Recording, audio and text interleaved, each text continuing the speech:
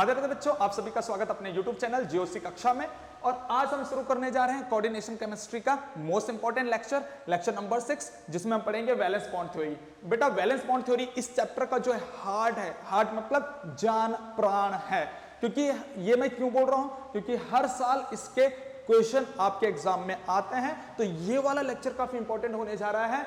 Notes काफी important है बेटा, नोट्स पे अच्छे से फोकस करना है। एक भी क्वेश्चन आपके एग्जाम में ऐसा आने वाला नहीं है जो नोट्स से बाहर होगा, ये मेरी गारंटी है, क्योंकि नोट्स ऐसे कोटा जैसे बहुत इंपॉर्टेंट नोट्स होने वाले हैं। तो चलिए शुरुआत करते हैं अपने lecture number 6 valence bond theory यानी कि वीबीटी। तो बेटा वीबीटी ने किन किन चीजों के बारे में बताया, जो इससे पहले हमने लेक्चर नंबर 5 पढ़ा था, उस लेक्चर में हमने क्या पढ़ा, वर्नर थ्योरी में हमने पढ़े थे उसकी लिमिटेशंस। तो लिमिटेशन यानी कमियां, जो वर्नर थ्योरी की कमियां थी उसने हाइब्रिडाइजेशन और ज्योमेट्री के बारे में नहीं बताया, वही चीजें एक्सप्लेन करी किसने, वीबीटी ने अच्छे से। तो सबसे पहले हम बात कर लेते हैं वीबीटी ने क्या क्या पॉइंट एक्सप्लेन करे हैं। तो इसने मेनली 3 पॉइंट एक्सप्लेन करे हैं, उन 3 पॉइंट के बारे में हम बात कर लेते हैं। सबसे पहला पॉइंट था explain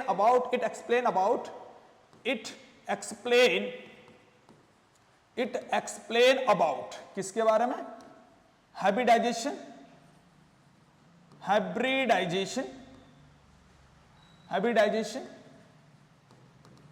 and geometry of complex. इसने हाइब्रिडाइजेशन और ज्योमेट्री के बारे में बताया, किसी भी कॉम्प्लेक्स की हाइब्रिडाइजेशन क्या होगी, किसी भी कॉम्प्लेक्स की ज्योमेट्री क्या होगी, उसके बारे में इसने एक्सप्लेन करा। सबसे पहला पॉइंट। दूसरा पॉइंट इसने किसके बारे में एक्सप्लेन करा बेटा, उस कॉम्प्लेक्स के मैग्नेटिक नेचर के बारे में एक्सप्लेन करा। तो नेक्स्ट पॉइंट लिख लेते हैं, it explain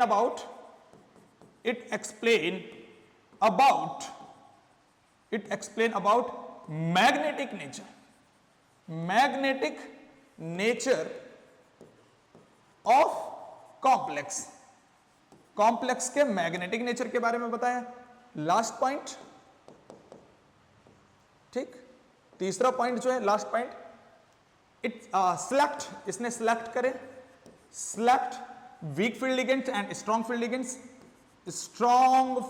ligands SFL and weak field ligands WFL। ठीक है, इन 3 पॉइंट्स के बारे में इसने अच्छे से यहां पर एक्सप्लेन करा अपनी थ्योरी में, वैलेंस बॉन्ड थ्योरी में। ठीक, तो हम बात कर रहे हैं सबसे पहले, अगर हम बात करें किसके बारे में बेटा, हाइब्रिडाइजेशन और ज्योमेट्री। तो सबसे पहला वाला पॉइंट हम देख लेते हैं, हाइब्रिडाइजेशन।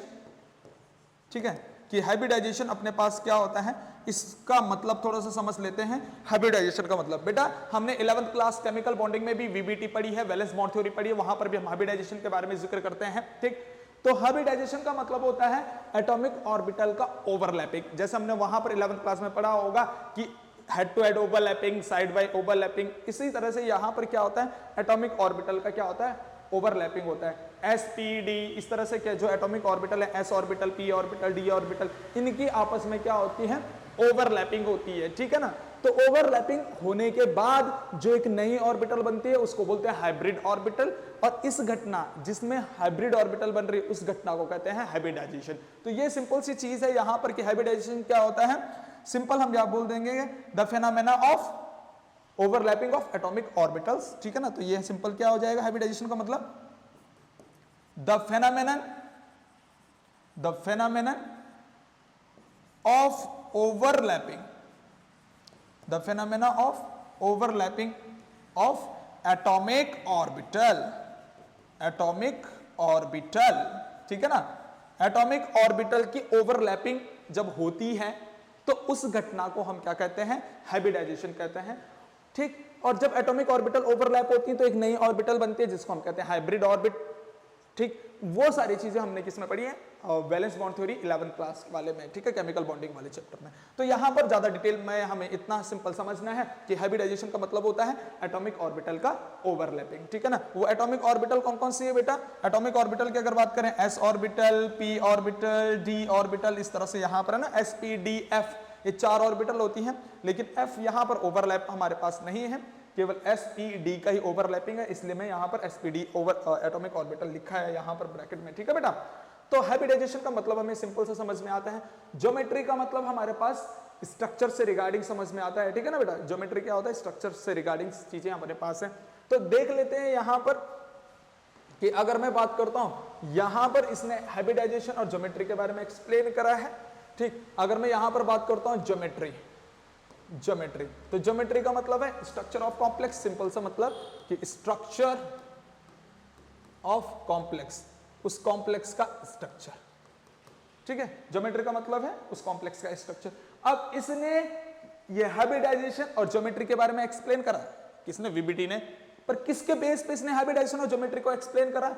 ठीक है, बहुत इंपॉर्टेंट पॉइंट, ये काफी इंपॉर्टेंट पॉइंट है। इसने हाइब्रिडाइजेशन और ज्योमेट्री को कोऑर्डिनेशन नंबर के बेसिस पे एक्सप्लेन करा, है ना। इट एक्सप्लेन हाइब्रिडाइजेशन और geometry on the basis of, it explain hybridization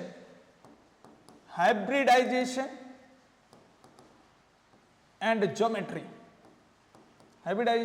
geometry, it explain hybridization and geometry of complex on the basis of किसके बेसिस पे? Coordination number, on the basis of coordination number, ठीक है बेटा। यानी coordination number को हम किससे represent करेंगे? CN से रिप्रेजेंट कर दिया। यानी कि इसने हाइब्रिडाइजेशन और ज्योमेट्री को किसके बेसिस पे एक्सप्लेन करा है? कोऑर्डिनेशन नंबर के बेसिस पे। अपने पास कोऑर्डिनेशन नंबर क्या होता है बेटा? कोऑर्डिनेशन नंबर क्या होता है? Number of coordination bond. Coordination number का मतलब तो हम समझते हैं, नंबर ऑफ कोऑर्डिनेशन बॉन्ड, ठीक, कि कितने कोऑर्डिनेशन बॉन्ड बन रहे हैं, number of coordination bond. Central metal atom और लिगेंड्स के बीच में जितने कोऑर्डिनेशन बॉन्ड बनते हैं उसी को हम कोऑर्डिनेशन नंबर बोलते हैं। और अपने पास यहां पर कोऑर्डिनेशन नंबर या फिर कोऑर्डिनेशन बॉन्ड जो है वो 3-4 ही के बारे में हमने पढ़ना है। यहां पर सबसे पहला कोऑर्डिनेशन नंबर हमने पढ़ना है 4, ठीक है, 4 कोऑर्डिनेशन नंबर। दूसरा हमने कोऑर्डिनेशन नंबर 5 यहां पर पढ़ना है। तीसरा कोऑर्डिनेशन नंबर 6। तो ये 3 कोऑर्डिनेशन नंबर हमने यहां पर डिटेल में पढ़ने हैं। ये अपने पास कोऑर्डिनेशन नंबर के बारे में हमने यहां पर, इन्हीं कोऑर्डिनेशन नंबर की हाइब्रिडाइजेशन और ज्योमेट्री के बारे में हमने यहां पर देखना है, ठीक है ना। तो इसी चीज को समझते हैं नेक्स्ट पेज में। ये देख लीजिए पहले, ये छाप लीजिएगा बेटा, फिर हम इसी चीज को अच्छे से नेक्स्ट पेज पे देखने वाले हैं। इसको छाप लो पहले, ठीक है, छाप लिया। नेक्स्ट पेज पे बढ़ रहे हैं। तो नेक्स्ट पेज पे मैं एक टेबल के सहारे तुम्हें जो है इसके बारे में बताना चाह रहा हूं कि एक टेबल हम यहां पर पूरी की पूरी अच्छे से बनाएंगे बेटा। सबसे पहले यहां पर हम बात करेंगे किसकी? कोऑर्डिनेशन नंबर की, यानी कि CN, कोऑर्डिनेशन नंबर, ठीक है बेटा। यहां पर रहेगा कोऑर्डिनेशन नंबर। उसके बाद दूसरे में हमारे पास रहने वाला है कोऑर्डिनेशन नंबर के बाद हमारे पास रहेगा बेटा हाइब्रिडाइजेशन। कोऑर्डिनेशन नंबर के बाद रहेगा हाइब्रिडाइजेशन, ठीक है। अच्छा, हाइब्रिडाइजेशन को मैं HD से रिप्रेजेंट कर लेता हूं, शॉर्ट फॉर्म HD, हाइब्रिडाइजेशन, ठीक है। यहां पर रहने वाला है हाइब्रिडाइजेशन, ये चीज। फिर हाइब्रिडाइजेशन के बाद कोऑर्डिनेशन नंबर पहले, देन हाइब्रिडाइजेशन, देन इसकी ज्योमेट्री। ज्योमेट्री का नाम क्या है? वो चीज, ठीक। फिर ज्योमेट्री के बाद ज्योमेट्री का स्ट्रक्चर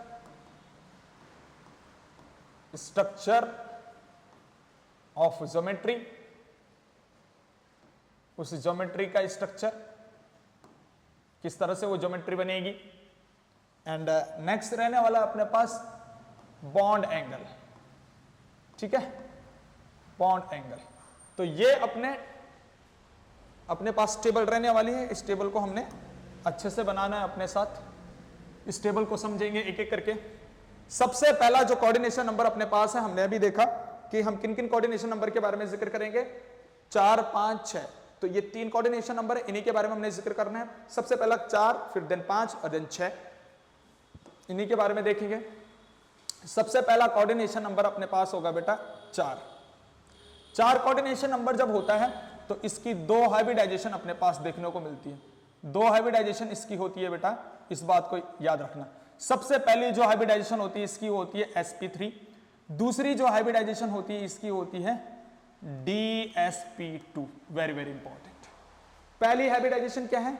sp3, दूसरी है dsp2। अच्छा, जब इसकी हाइब्रिडाइजेशन sp3 होती है तो इसकी जो ज्योमेट्री है, उस ज्योमेट्री का जो नाम होता है sp3 हाइब्रिडाइजेशन में, उस ज्योमेट्री का नाम होता है बेटा टेट्राहेड्रल। क्या, टेट्राहेड्रल ज्योमेट्री। उस ज्योमेट्री का नाम क्या होगा, टेट्राहेड्रल।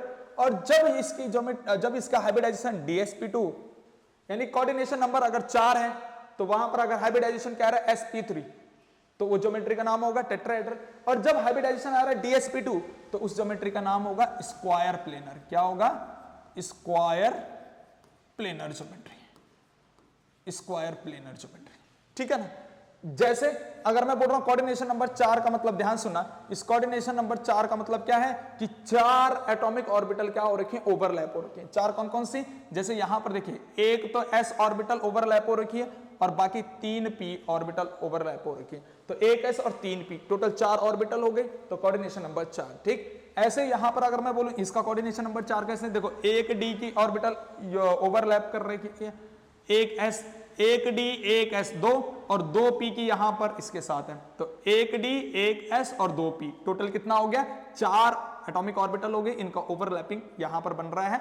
तो ये ओवरलैपिंग की वजह से ये हाइब्रिडाइजेशन आ गया sp3, यहां पर ओवरलैपिंग की वजह से हाइब्रिडाइजेशन आएगा DsP2।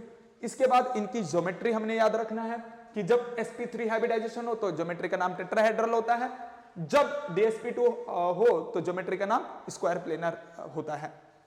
अब इन ज्योमेट्री का स्ट्रक्चर हमारे पास देखें कि भाई जब तो ज्योमेट्री हो अपने पास टेट्राहेड्रल तो इसका स्ट्रक्चर कैसा बनता है कि मान लीजिए ये बीच में ये क्या है, सेंट्रल मेटल एटम, ये सेंटर में क्या है अपने पास, सेंट्रल मेटल एटम है।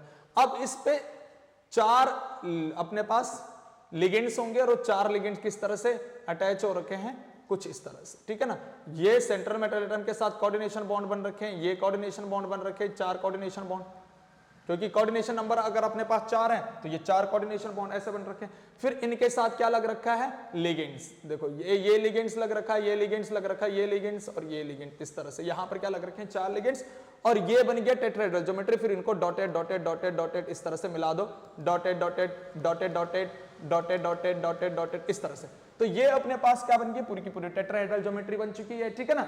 और अगर इस टेट्राहेड्रल ज्योमेट्री का मैं बॉन्ड एंगल के बारे में बात करता हूं तो इसका बॉन्ड एंगल होता है बेटा अपने पास 109.5 डिग्री, ये इसका बॉन्ड एंगल होता है, ये इसका बॉन्ड एंगल होता है, काफी इंपॉर्टेंट है ये स्ट्रक्चर के रिगार्डिंग। ठीक है ना।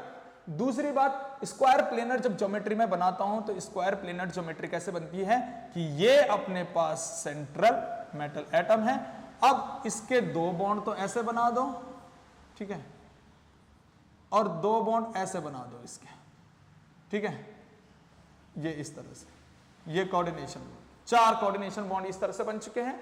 अब इसमें लगा दो एक लिगेंड्स, इधर लगा दो दूसरा, तीसरा, चौथा, ये 4 लिगेंड्स हो गए हैं अपने पास। ठीक, अब यहां पर क्या होगा कि अगर मैं इन तीनों को डॉटेड डॉटेड, इन चारों को डॉटेड डॉटेड फॉर्म में जोड़ दूं, dotted dotted dotted dotted dotted dotted dotted dotted dotted, ये डॉटेड डॉटेड डॉटेड, तो इस तरह से इसकी क्या बन गई, ये स्क्वायर प्लेनर ज्योमेट्री अपने पास बन चुकी है। अब यहां पर अगर बॉन्ड एंगल देखें बेटा, स्क्वायर प्लेनर ज्योमेट्री के अगर बॉन्ड एंगल देखें तो इसका हर एक बॉन्ड क्या होता है, 90 डिग्री पे होता है। जैसे ये भी 90, ये वाला भी 90, ये वाला भी 90, ये वाला भी 90, तो ये जो बॉन्ड होता है अपने पास 90 वाला होता है। तो ये इसके हर एक चारों के चारों बॉन्ड क्या होते हैं, 90 होता है, क्योंकि पूरा ये 360 है, तो एक बॉन्ड क्या होगा, 360 डिवाइडेड बाई 4 करोगे तो एक बॉन्ड कितने का आएगा, 90 डिग्री का आएगा। तो इसका मतलब है इसका जो बॉन्ड एंगल होता है वो होता है 90 डिग्री का। ठीक है, बॉन्ड एंगल क्या होता है इसका, 90 डिग्री का होता है। ये चीजें हमें समझनी है यहां पर। ठीक, तो कोऑर्डिनेशन नंबर जहां पर 4 हो वो ये चीजें अपने पास बनाता है। दूसरी बात, जहां पर कोऑर्डिनेशन नंबर क्या हो बेटा, 5, कोऑर्डिनेशन नंबर 5 हो तो उसका जो हाइब्रिडाइजेशन है, उसका हाइब्रिडाइजेशन अपने पास होता है sp3d, वो इसका हाइब्रिडाइजेशन है। और ज्योमेट्री का नाम होता है इसका ट्राइगोनल, क्या होता है बेटा, ट्राइगोनल बाइपिरामिडल, बाइपिरामिडल, क्या होता है, ट्राइगोनल बाइपिरामिडल इसकी ज्योमेट्री होती है। वो ट्राइगोनल बाइपिरामिडल ज्योमेट्री कैसी बनती है उसका स्ट्रक्चर देख लीजिएगा। देखो बेटा, ये मान लीजिए सेंट्रल मेटल एटम अपने पास है, ठीक है ना, ये अपने पास क्या है, सेंट्रल मेटल एटम।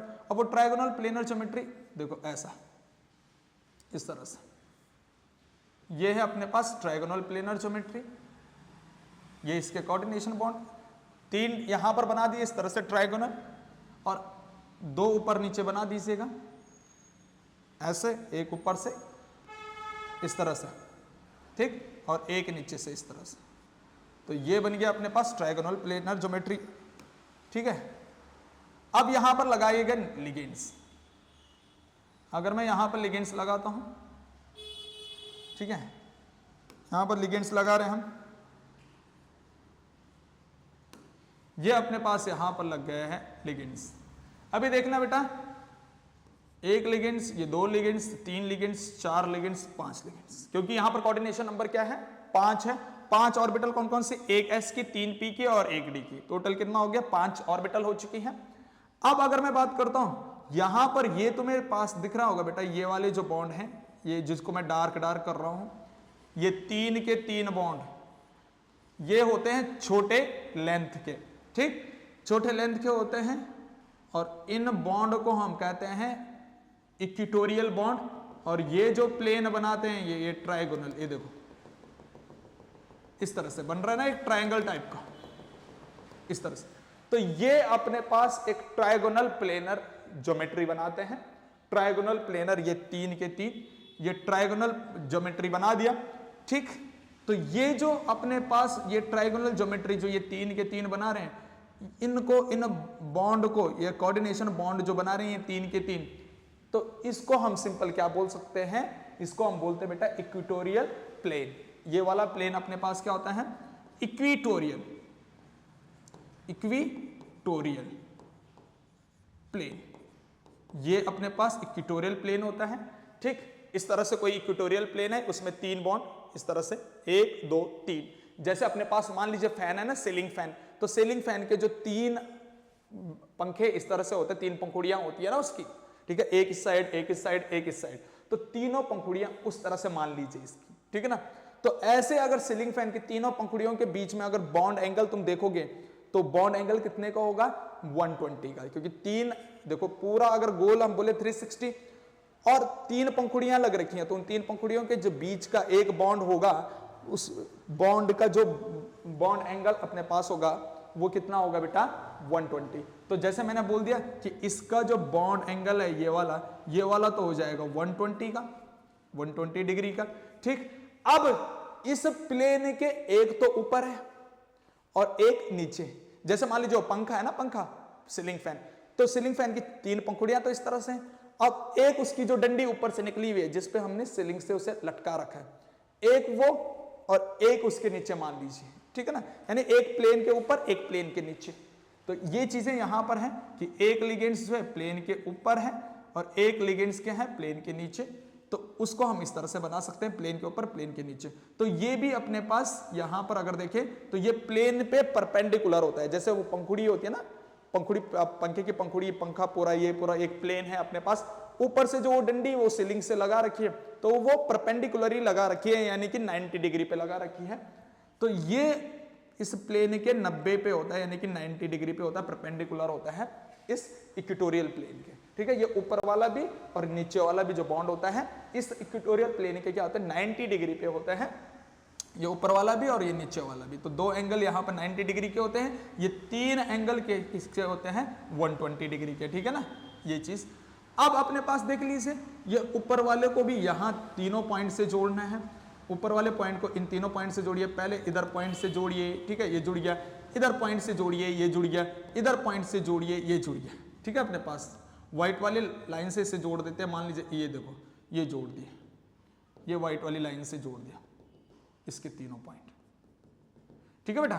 तो एक प्लेन तो ऊपर हो गया और दूसरा प्लेन ये नीचे, इसको भी जोड़ दीजिए, इसके भी तीनों पॉइंट यहां नीचे जोड़ दिए। तो ये जो स्ट्रक्चर अपने पास बन चुका है, इसको हम बोलते हैं क्या, ट्रायगोनल बाइपिरामिडल, यानी कि बीच में ट्रायगोनल है।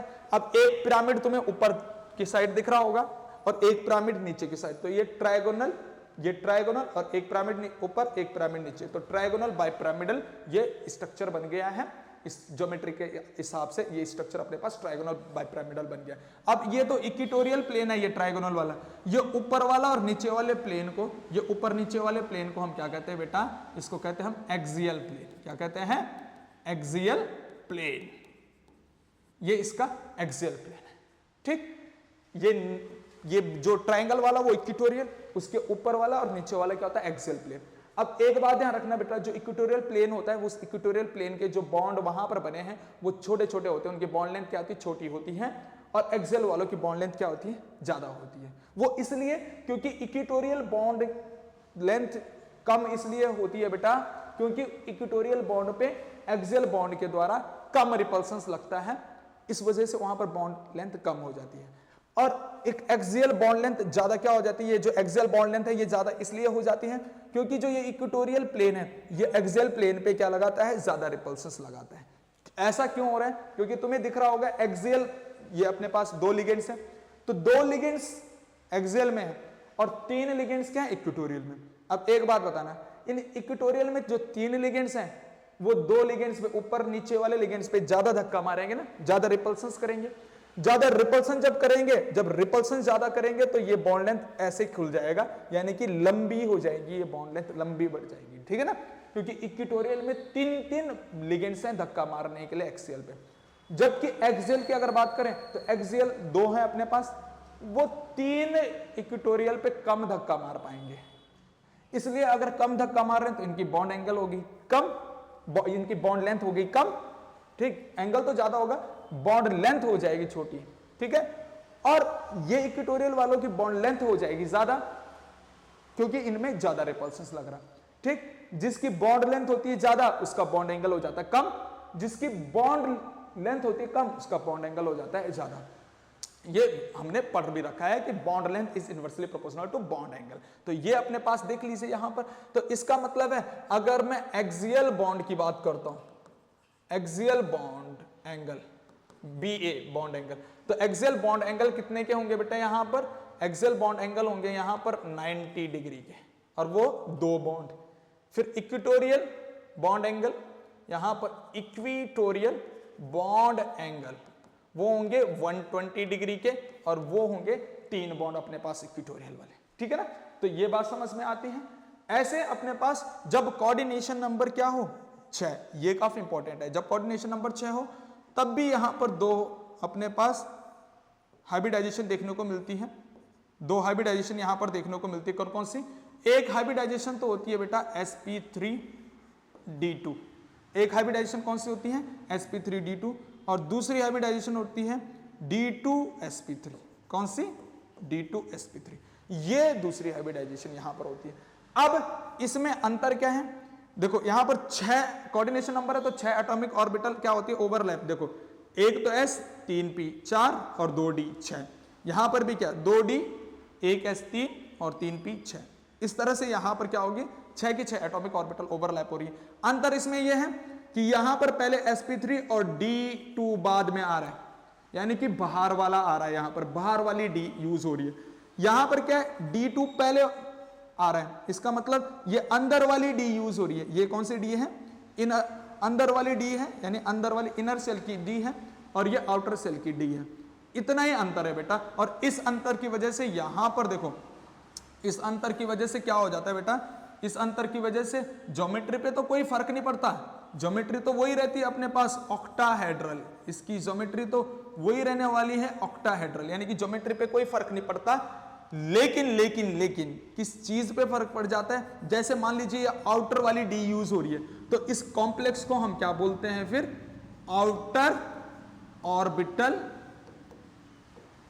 कॉम्प्लेक्स। क्या बोलते हैं इसको, आउटर ऑर्बिटल कॉम्प्लेक्स, क्योंकि इसमें बाहर वाली डी ऑर्बिटल यूज हो रही है, ठीक।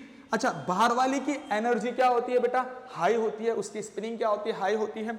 इस वजह से हम इसको दूसरा नाम क्या देते हैं, हाई स्पिन कॉम्प्लेक्स। इसको हम क्या नाम दे सकते हैं, हाई स्पिन कॉम्प्लेक्स, इसको नाम क्या देते हैं, हाई स्पिन कॉम्प्लेक्स। जबकि यहां अगर नीचे अगर बात आए तो यहां पर अंदर वाली डी यूज हो रही है, इनर वाली डी यूज हो रही है, तो इसको हम कहेंगे इनर ऑर्बिटल कॉम्प्लेक्स। जैसे इसको आउटर कह रहे हैं तो इस वाले को क्या कहेंगे, इनर ऑर्बिटल कॉम्प्लेक्स। ये अंदर वाली है ना, इनर ऑर्बिटल कॉम्प्लेक्स, इसको हमने क्या कहा है, इनर ऑर्बिटल कॉम्प्लेक्स। या फिर इसका दूसरा नाम भी है, जैसे हमने बोला बाहर वाले की एनर्जी ज्यादा तो उसको हाई स्पिन कह लिया, ये अंदर वाली ऑर्बिटल है तो ये अंदर वाली की एनर्जी क्या होती है, लो होती है, या फिर इसकी लो स्पिनिंग होगी, तो इस वजह से हमने इसको कह दिया क्या, लो spin complex. Very very important, ठीक है, लो स्पिन कॉम्प्लेक्स। तो ये चीजें यहां पर हमने थोड़ा सा याद रखना है कि भाई ज्योमेट्री में तो कोई फर्क नहीं पड़ा, ज्योमेट्री तो ऑक्टाहेड्रल ही रही, लेकिन इसका नाम थोड़ा सा हमने इस तरह से बदलना है कि अगर sp3d2 है यानी कि भार वाली डी है तो आउटर बोल दिया या फिर हाई स्पिन कॉम्प्लेक्स बोल दिया। ऐसे ही अगर अंदर वाली डी है तो इनर ऑर्बिटल या फिर लो स्पिन कॉम्प्लेक्स को बोल दिया। ज्योमेट्री पे कोई फर्क नहीं पड़ने वाला, ज्योमेट्री तो क्या रहने वाली है, ऑक्टाहेड्रल ही रहने वाली। और ऑक्टाहेड्रल ज्योमेट्री कैसे बनती है, देखिए जैसे मान लीजिए ये बीच में अपने पास सेंट्रल मेटल एटम है, अब इसकी ऑक्टाहेड्रल ज्योमेट्री मुझे कैसे बनानी है, इसके भी इसी की तरह हमने इक्वेटोरियल प्लेन बनाना है और यहां पर इक्वेटोरियल प्लेन पे ला देने हैं 4 बॉन्ड, इक्वेटोरियल प्लेन पे हमने ला देने हैं 4 बॉन्ड, ठीक है। इस तरह से पहले जैसे स्क्वायर प्लेनर ज्योमेट्री बन रही है ना, उसी तरह से इसकी ज्योमेट्री बना दो, पहले जैसे स्क्वायर प्लेनर बनाया है उस टाइप के, ये देखो, ठीक है, ये चीज। अब यहां पर हमने बोला कि एक लिगेंड्स यहां पर, दूसरा, तीसरा, चौथा, ठीक है ना, 4 लिगेंड्स हो गए।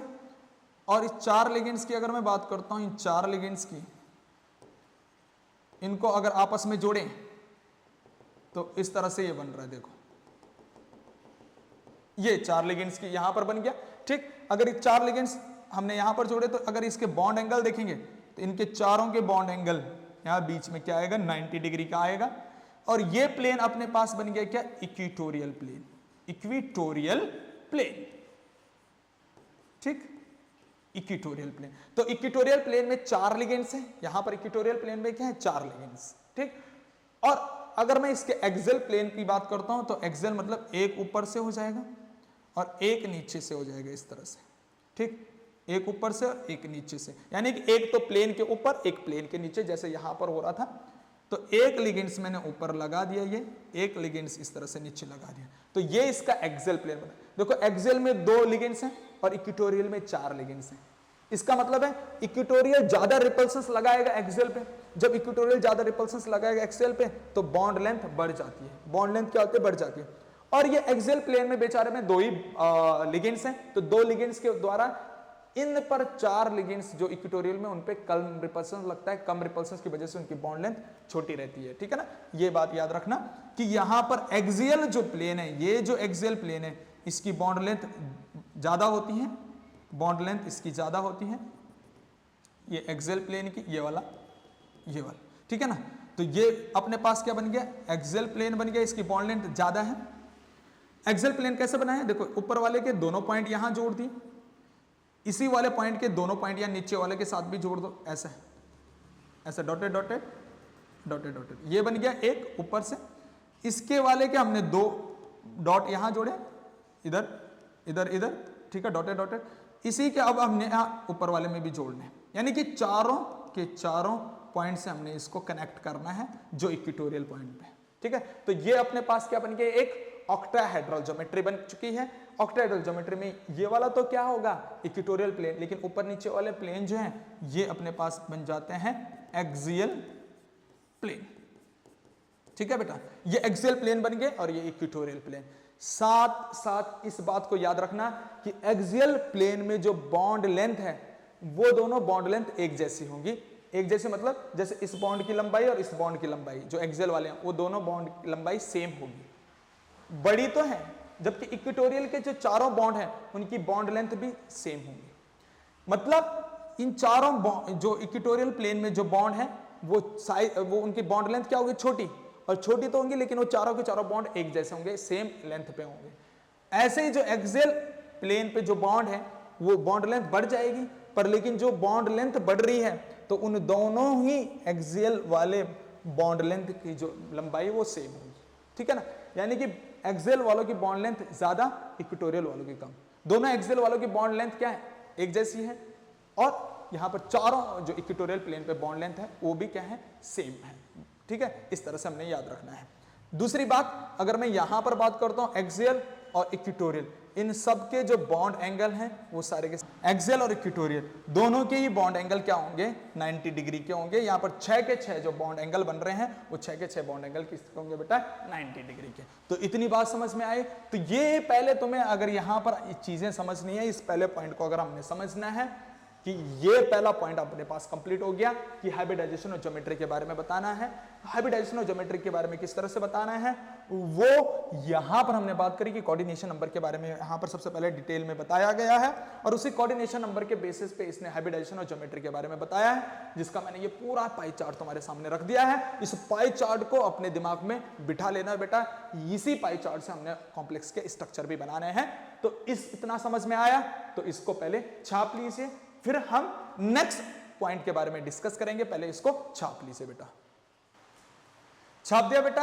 अब आगे बढ़ते हैं हम नेक्स्ट पॉइंट पे, और नेक्स्ट पॉइंट अपने पास क्या है, देखो ये वाला तो हमने कंप्लीट कर दिया, हाइब्रिडाइजेशन और ज्योमेट्री वाला पॉइंट तो कंप्लीट हो चुका है। नेक्स्ट पॉइंट अपने पास है it explain about magnetic nature. इस मैग्नेटिक नेचर के बारे में एक्सप्लेन करा है, और उसके बाद है स्ट्रॉन्ग फील्ड लिगेंड्स और वीक फील्ड लिगेंड्स सेलेक्ट करें। इन पॉइंट को हम देख लेते हैं आगे। हम अब अगर बात करें तो ये अपने आप में हमने कंप्लीट कर दी पूरी की पूरी टेबल। नेक्स्ट पॉइंट हम करते हैं कि जो दूसरा पॉइंट है वो दूसरा पॉइंट है कि it explain about magnetic nature of complex, ठीक है ना। Explain about magnetic nature. Magnetic nature क्या है, मैग्नेटिक नेचर ऑफ कॉम्प्लेक्स। अब इस मैग्नेटिक नेचर के बारे में अगर बात करते हैं बेटा, मैग्नेटिक नेचर के बारे में बात करते हैं तो दो प्रकार के मैग्नेटिक नेचर इसने यहां पर बताए। दो प्रकार के कौन कौन से, यहां पर बोले एक तो होगा पैरामैग्नेटिक, दूसरा होगा डायमैग्नेटिक।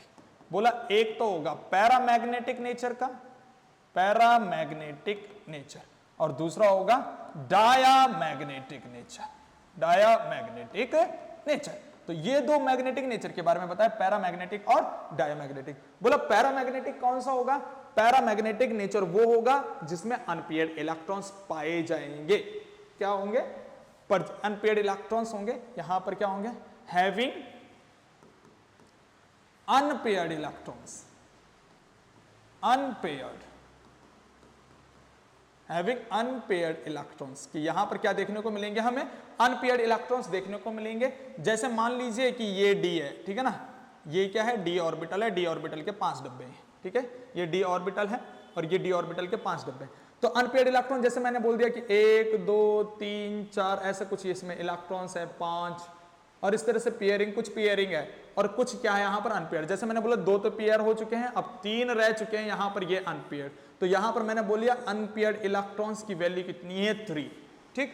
तो जहां पर तुम्हें अनपेयर्ड इलेक्ट्रॉन्स देखने को मिलेंगे, अनपेयर्ड मतलब सिंगल इलेक्ट्रॉन्स, जिसका कोई जोड़ा नहीं बन रखा होगा, जो अकेला हो उसको बोलते हैं अनपेयर्ड इलेक्ट्रॉन्स। तो यहां पर अनपेयर्ड इलेक्ट्रॉन्स कितने अपने पास, 3 अनपेयर्ड इलेक्ट्रॉन्स हैं। तो इसका मतलब ये पैरामैग्नेटिक नेचर का माना जाएगा। अनपेयर्ड इलेक्ट्रॉन्स अगर एक भी हो, पैरामैग्नेटिक, 1 2 3 इस तरह से जितने भी अनपेयर्ड इलेक्ट्रॉन्स अपने पास हो, अगर अनपेयर्ड इलेक्ट्रॉन्स हैं तो वो पैरामैग्नेटिक होगा।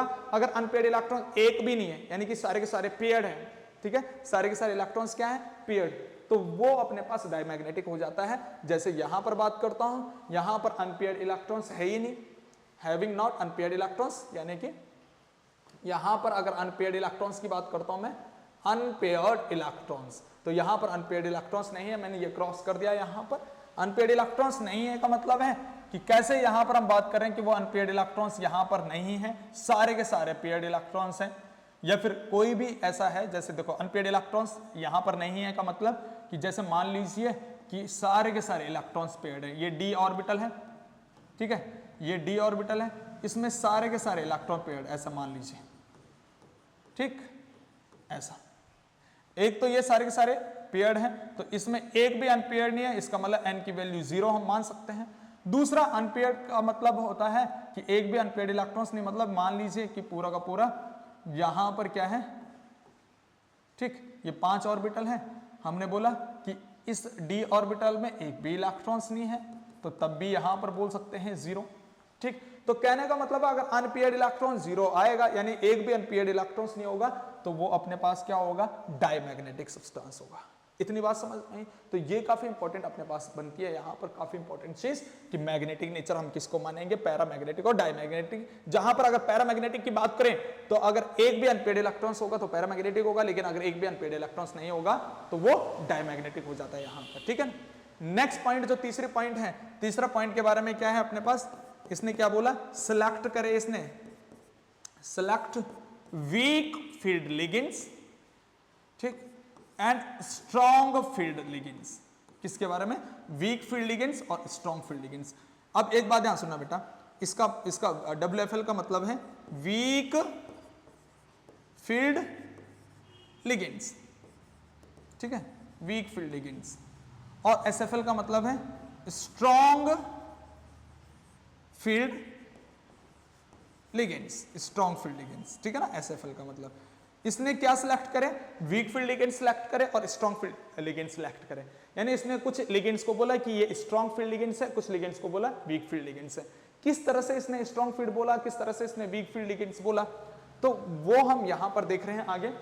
इसने बोला कि सिंपल से कुछ हम मान लेते हैं कि सिंपल, इसने सबसे पहले हम स्ट्रॉन्ग फील्ड की बात कर लेते हैं, मान लीजिए स्ट्रॉन्ग फील्ड लिगेंड्स, ठीक है ना। इसने बोला स्ट्रॉन्ग फील्ड लिगेंड्स वो वाले हैं जो यहां पर बैक बॉन्डिंग कर रहे हैं, बैक पेयरिंग कर रहे हैं, ठीक है ना। Weak field ligands back bonding नहीं शो कर रहे हैं और स्ट्रॉन्ग फील्ड लिगेंड्स क्या कर रहे हैं, बैक बॉन्डिंग शो कर रहे हैं। पहले देख लेते हैं एग्जांपल के तौर पे कि मान लीजिए अपने पास स्ट्रॉन्ग फील्ड लिगेंड्स यानी SFL, स्ट्रॉन्ग फील्ड लिगेंड्स का यहाँ पर ऑर्डर भी याद रखना, इस ऑर्डर को, इसी ऑर्डर को फोकस करना बेटा, यहाँ पर काफी इंपॉर्टेंट। स्ट्रॉन्ग फील्ड का ऑर्डर क्या है, सबसे पहले CO है, कार्बन मोनोऑक्साइड, उसके बाद अपने पास होगा बेटा, ये CO को कार्बन मोनोऑक्साइड पढ़ते हैं लेकिन होता क्या है, ये कार्बोनिल होता है मोनोडेंटल लिगेंड्स में। उसके बाद नेक्स्ट भी अपने पास मोनोडेंटल लिगेंड्स की है, CN साइनो, ठीक। उसके बाद होगा NO2 नाइट्रो, ठीक। उसके बाद होगा EN इथिलीन डायमीन, ठीक है। ये अपने पास बाइडेंटेड आ गया, बीच में क्या आ गया, बाइडेंटेड आ गया, EN इथिलीन डायमीन। उसके बाद यहां पर होगा बेटा NH3, ये फिर मोनोडेंटल लिगेंड्स NH3, और उसके बाद यहां पर होगा EDTA, ये अपने पास क्या है, पॉलीडेंटल लिगेंड्स है, इथिलीन डायमीन टेट्राएसीटेट, ठीक है ना।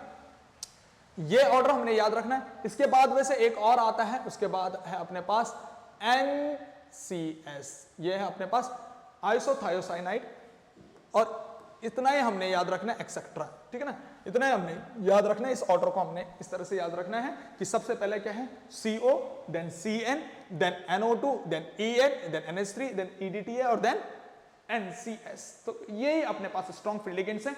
इसके अलावा जितने भी लिगेंड्स होंगे वो सारे के सारे वीक फील्ड लिगेंड्स होंगे।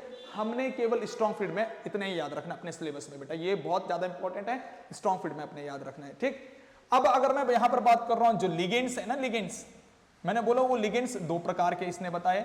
इसने बोला कि एक तो स्ट्रॉन्ग फील्ड लिगेंड्स होंगे और दूसरा वीक फील्ड लिगेंड्स होंगे, WFL। तो मैंने बोला स्ट्रॉन्ग फील्ड लिगेंड्स में केवल इतना याद रख लो, बाकी सारे के सारे वीक फील्ड लिगेंड्स हैं। हमने केवल स्ट्रॉन्ग फील्ड वाले एग्जांपल याद कर लो, उसके अलावा सारे के सारे वीक फील्ड लिगेंड्स हैं, इस तरह से, ठीक है ना। तो स्ट्रॉन्ग फील्ड की अगर बात करते हैं तो इसने बोला कि स्ट्रॉन्ग फील्ड लिगेंड्स क्या करते हैं, बैक बॉन्डिंग शो करते हैं, यानी कि बैक बॉन्डिंग दिखाते हैं।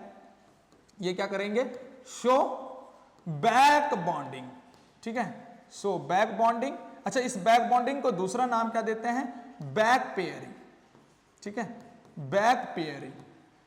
इसको हम क्या बोल सकते हैं बेटा, बैक पेयरिंग, ठीक है, बैक बॉन्डिंग या फिर बैक पेयरिंग। किसका, बैक बॉन्डिंग ऑफ इलेक्ट्रॉन्स या फिर बैक पेयरिंग ऑफ इलेक्ट्रॉन्स। ये इलेक्ट्रॉन्स का क्या करवाता है, बैक बॉन्डिंग करवाता है, बैक पेयरिंग करवाता है। किस तरह से, मान लीजिए कि कोई ऑर्बिटल में, मान लीजिए ये d ऑर्बिटल है, ठीक है ना, ये d ऑर्बिटल में अपने पास इलेक्ट्रॉन्स कितने हैं, ऐसे मान लीजिए यहां पर ऐसे इलेक्ट्रॉन 1 2 3 4 इस तरह से है ना, या फिर 5 इस तरह से, कुछ भी यहां पर इलेक्ट्रॉन्स हैं, ठीक है, 5 इलेक्ट्रॉन है, 4 हैं, 6 हैं, कुछ भी है, मान लीजिए इस तरह से 6 अनपेयर्ड इलेक्ट्रॉन, यहां पर 6 इलेक्ट्रॉन्स है d के अंदर, ठीक।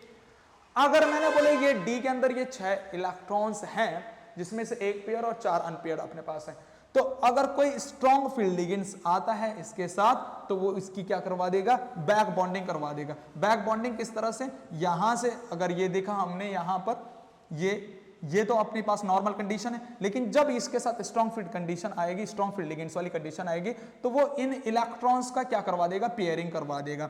यानी कि जो ये 6 इलेक्ट्रॉन्स हम इस तरह से भर रखे हैं हुन्स रूल के अनुसार, हुन्स रूल के अकॉर्डिंग हमने ये 6 इलेक्ट्रॉन इस तरह से भर रखे हैं कि पहले 5 डब्बों में एक एक इलेक्ट्रॉन्स और फिर छठे का पेयरिंग इस तरह से, है ना। ये हमने D6 वाली कंडीशन यहां पर दिखा रखी है।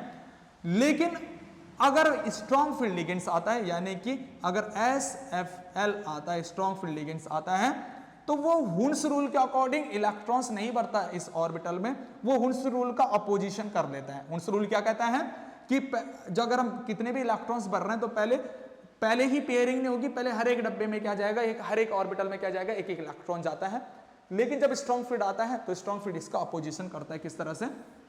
स्ट्रॉन्ग फील्ड बोलता है कि पहले ही पेयरिंग होगी। जैसे मान लीजिए D6 वाला कंडीशन है, ये D6 वाली कंडीशन, यहां पर 4 अनपेयर्ड इलेक्ट्रॉन्स हैं, ठीक है, हुन्स रूल के अकॉर्डिंग। लेकिन अगर स्ट्रॉन्ग फील्ड कंडीशन आई तो स्ट्रॉन्ग फील्ड क्या कर देगा, हुन्स रूल का अपोजिशन कर देगा और इन इलेक्ट्रॉन्स को आपस में पेयरिंग करवा देगा। किस तरह से? अगर 6 इलेक्ट्रॉन्स मुझे इस D में भरने तो 6 किस तरह से भरने पड़ेंगे फिर, 1 2 3 4 5 6, यानी कि वो इस तरह से अपने पास पेयरिंग हो जाएगा, ठीक। और ये 2 ऑर्बिटल बच जाएंगी खाली, ये वैकेंट इस तरह से यहां पर। तो ये स्ट्रॉन्ग फील्ड वाले केस में होता है। ये स्ट्रॉन्ग फील्ड लिगेंड्स क्या करता है बेटा, अपोजिशन करता है किसका, हुन्स का। वेरी वेरी इंपॉर्टेंट, अपोजिशन करता है किसका, हुन्स रूल का अपोजिशन करता है, Hund's rule. Very very important, opposition of Hund's rule. ये स्ट्रॉन्ग फील्ड लिगेंड्स क्या करता है कि जब इलेक्ट्रॉन्स फिलिंग करवाते हैं, अगर स्ट्रॉन्ग फील्ड की कंडीशन आई तो वो पहले ही पेयरिंग करवा देगा, वो हुन्स रूल के अकॉर्डिंग नहीं चलता है। तो ये काफी इंपॉर्टेंट बात है, SFL ये चीज करता है। तो जो VBT में ये चीजें कर रही थी, जो वैलेंस बॉन्ड थ्योरी में ये चीजें कर रही थी कि बैक पेयरिंग कर रही थी, बैक बॉन्डिंग कर रही थी, तो उनको जो VBT ने रख दिया स्ट्रॉन्ग फील्ड लिगेंड्स में। यानी ऐसे लिगेंड्स जो बैक बॉन्डिंग दिखा रहे थे, उनको बोला कि ये पावरफुल लिगेंड्स है। ये पावरफुल लिगेंड से मतलब कि ये हुन्स का अपोजिशन कर रहे हैं, ये पहले ही पेयर करवा दे रहे हैं इलेक्ट्रॉन्स को, ठीक है ना। ये पहले ही पेयर में ला दे रहे हैं, पहले जोड़े बना दे रहे हैं, क्योंकि ये पावरफुल लिगेंड्स हैं, स्ट्रॉन्ग लिगेंड्स हैं। इस वजह से इसने इनको क्या कर दिया, स्ट्रॉन्ग फील्ड की कैटेगरी में रख दिया, ठीक है ना, ठीक। लेकिन इसने अच्छे से एक्सप्लेन नहीं करा भाई कि strong field ligands strong field क्यों है, उसको हम आगे क्रिस्टल फील्ड थ्योरी में पढ़ते हैं, ठीक। ऐसे ही अगर मैं बात करता हूं यहां पर मैग्नेटिक नेचर के बारे में, तो इसने बता दिया पैरामैग्नेटिक, डायमैग्नेटिक, लेकिन इसने मैग्नेटिक मूवमेंट के बारे में नहीं बताया, जो कि हम अच्छे से एक्सप्लेन करते हैं कहां पर, क्रिस्टल फील्ड थ्योरी में। तो ये भी काफी इंपॉर्टेंट हम याद रखेंगे। दूसरी बात, इसने स्ट्रॉन्ग और वीक फील्ड लिगेंड्स तो बताए, लेकिन इसने अच्छा बेसिस नहीं बता पाया कि वो स्ट्रॉन्ग फील्ड लिगेंड स्ट्रॉन्ग क्यों है, वीक फील्ड लिगेंड वीक क्यों है। बस इसको दिख रहा था कि स्ट्रॉन्ग फील्ड लिगेंड्स इस तरह से है, जो बैक बॉन्डिंग कर रहे हैं वो स्ट्रॉन्ग है, और जो बैक बॉन्डिंग नहीं कर रहे हैं वो वीक फील्ड लिगेंड्स है। इसने सिंपल ये बोला। लेकिन वो बैक बॉन्डिंग क्यों कर रहे हैं, स्ट्रॉन्ग फील्ड लिगेंड जो है वो बैक बॉन्डिंग क्यों कर रहे हैं, इसके बारे में इसने कोई जवाब नहीं दिया। तो ये भी इसका हम आगे लिमिटेशन वाली बात कर लेते हैं, और तब हम CFT के बारे में, क्रिस्टल फील्ड थ्योरी के बारे में इसका अच्छे से डिस्कस करेंगे बेटा आगे वाले लेक्चर में। इसने सिंपल ये बताया कि strong field ligands back bonding करते हैं और weak field ligands back bonding नहीं करते हैं, ठीक है ना।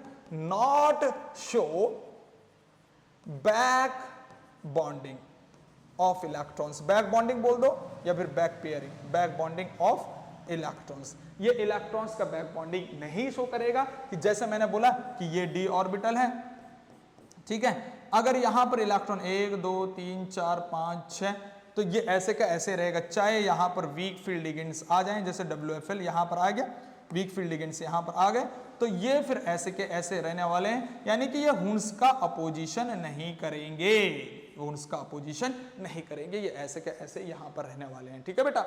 तो ये बोला कि वीक फील्ड लिगेंड्स जो है बैक बॉन्डिंग नहीं कर रहे हैं, strong field ligands back bonding कर रहे हैं। लेकिन अगर किसी ने इससे पूछा कि भाई स्ट्रॉन्ग फील्ड लिगेंड्स अगर बैक बॉन्डिंग कर रहे हैं क्यों कर रहे हैं, तो उसका जवाब ये नहीं दे पाया। Weak field ligands back bonding क्यों नहीं कर रहे हैं, इसका जवाब भी ये नहीं दे पाया। तो इसका डिटेल में जवाब फिर इसके पास नहीं था, जो इसकी कमियां बनती हैं उसके बाद हम तब CFT यानी क्रिस्टल फील्ड थ्योरी के बारे में डिस्कस करते हैं, लेकिन वो हम आगे देखेंगे। पहले हम इतनी चीजें यहां पर चीजें देख लीजिए बेटा, कि मैग्नेटिक नेचर भी अच्छे से देख लिया, पैरामैग्नेटिक, डायमैग्नेटिक, ठीक है, और ये स्ट्रॉन्ग फील्ड लिगेंड्स और वीक फील्ड लिगेंड्स इस तरह से इसने सिलेक्ट करे, ठीक है बेटा, पर इनका अच्छा बेसिस नहीं बता पाया।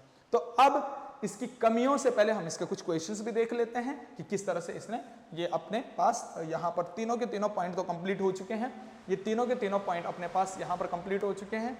कि हाइब्रिडाइजेशन ऑफ ज्योमेट्री, दूसरा भी कंप्लीट हो गया मैग्नेटिक नेचर्स, तीसरा भी कंप्लीट हो गया स्ट्रॉन्ग फील्ड और वीक फील्ड लिगेंड्स। ये तीनों कंप्लीट तो हो चुके हैं। अब इसके कोई क्वेश्चन समझ लेते हैं कि किस तरह से इसने इसके बारे में बताया अच्छे से। तो वो क्वेश्चन हम देख लेते हैं। मान लीजिए अपना फेवरेट वाला क्वेश्चन कोई देख लेते हैं बेटा, ठीक, फेवरेट वाला क्वेश्चन देख लेते हैं। ये काफी इंपॉर्टेंट बात है, पहले इसको यहां पर समझ लीजिए। स्टार पॉइंट में इसको कर रहा हूं कि स्ट्रॉन्ग फील्ड लिगेंड्स है वो हुन्स रूल का अपोजिशन करता है। अब इसका क्वेश्चन कहां पर देख लेते हैं। मान लीजिए सबसे पहले शुरू कर रहे हैं हम अपना फेवरेट क्वेश्चन, जो कि अपने पास फेवरेट क्वेश्चन था बेटा इसका कॉम्प्लेक्स का K4FeCN का होल 6, ठीक है ना। ये अपने पास फेवरेट क्वेश्चन है, हमारा सबसे फेवरेट क्वेश्चन है ये। इसको हम सॉल्व करने की कोशिश करते हैं वीबीटी से। और वीबीटी में क्या क्या पूछेगा इसके बारे में, कि वीबीटी में इसमें क्या क्या पूछेगा। वीबीटी में पूछेगा बेटा कि इसकी हाइब्रिडाइजेशन और ज्योमेट्री के बारे में बताइए, हाइब्रिडाइजेशन, ठीक, और ज्योमेट्री के बारे में बताइए, हाइब्रिडाइजेशन ज्योमेट्री के बारे में बताइए, ठीक, हाइब्रिडाइजेशन के बारे में बताइए, ज्योमेट्री के बारे में बताइए। साथ साथ क्या पूछेगा, इसके मैग्नेटिक नेचर के बारे में बताइए, मैग्नेटिक नेचर के बारे में बताइए, ठीक। साथ ही में क्या पूछेगा, आईयूपीएससी के बारे में बताइए, ठीक, ये चीज। तो बेटा ये क्वेश्चन हमारे पास आता है, बहुत इंपॉर्टेंट क्वेश्चन, इस तरह से क्वेश्चन हमारे पास आता है। 3 नंबर में क्वेश्चन आता है हर साल अगर बोर्ड एग्जाम में है तो, ठीक।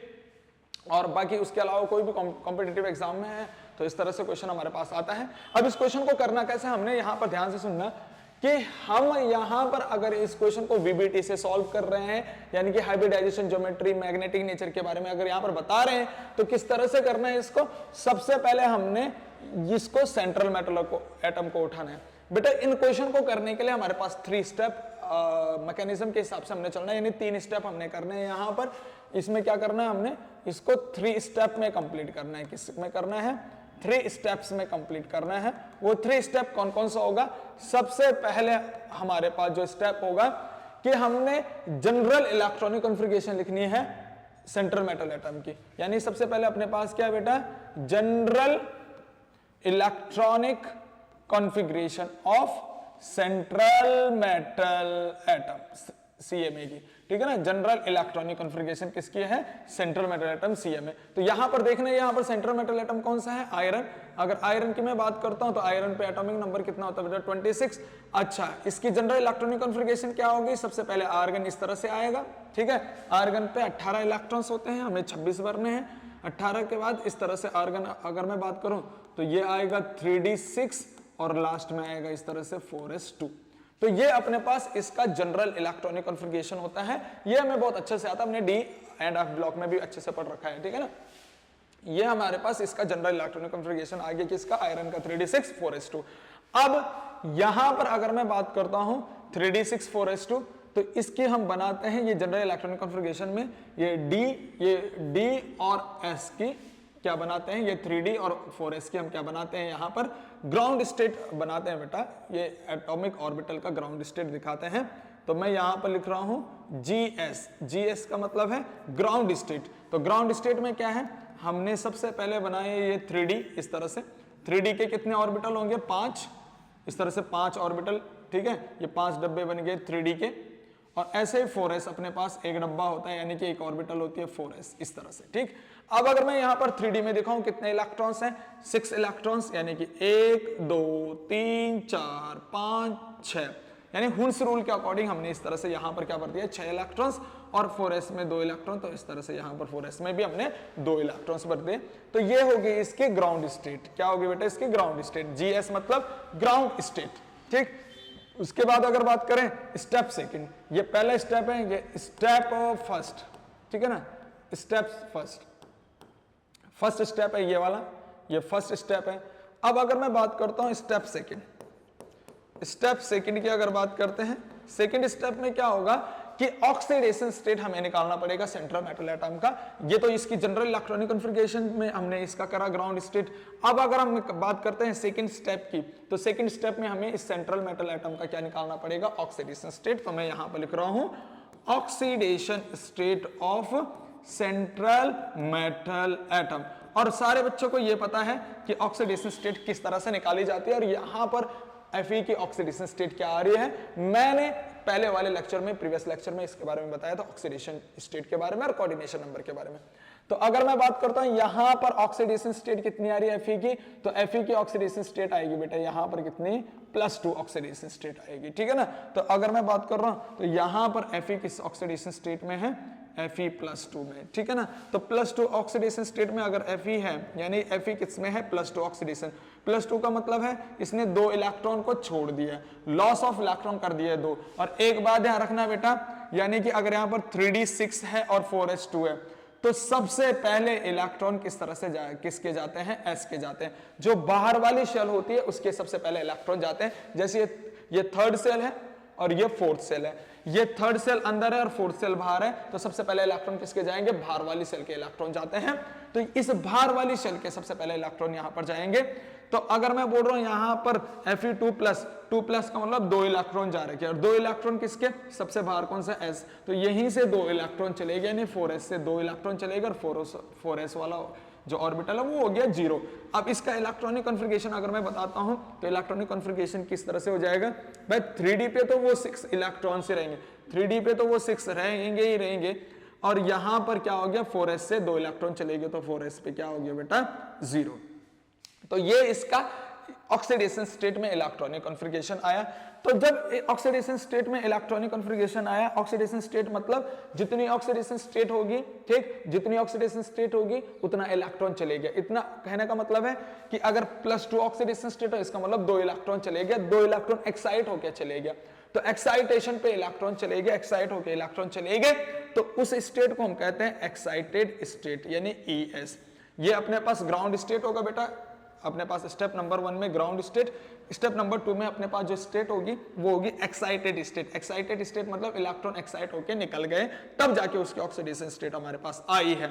अब एक्साइटेड स्टेट में अगर मैं देखूं तो ये इसकी ये डी बनाई, ठीक है, इस डी के जो है 5 डब्बे हमने बनाए इस तरह से, ये 3d, और इधर बनाया क्या, 4s, इधर क्या बनाया, 4s। तो अगर मैं देखूं 3d में वही 6 के 6 इलेक्ट्रॉन्स ऐसे ही बिल्कुल हुन्स रूल को फॉलो करते हुए 1 2 3 4 5 और ये 6, ठीक है ना, और यहां 4s पे हो गया 0।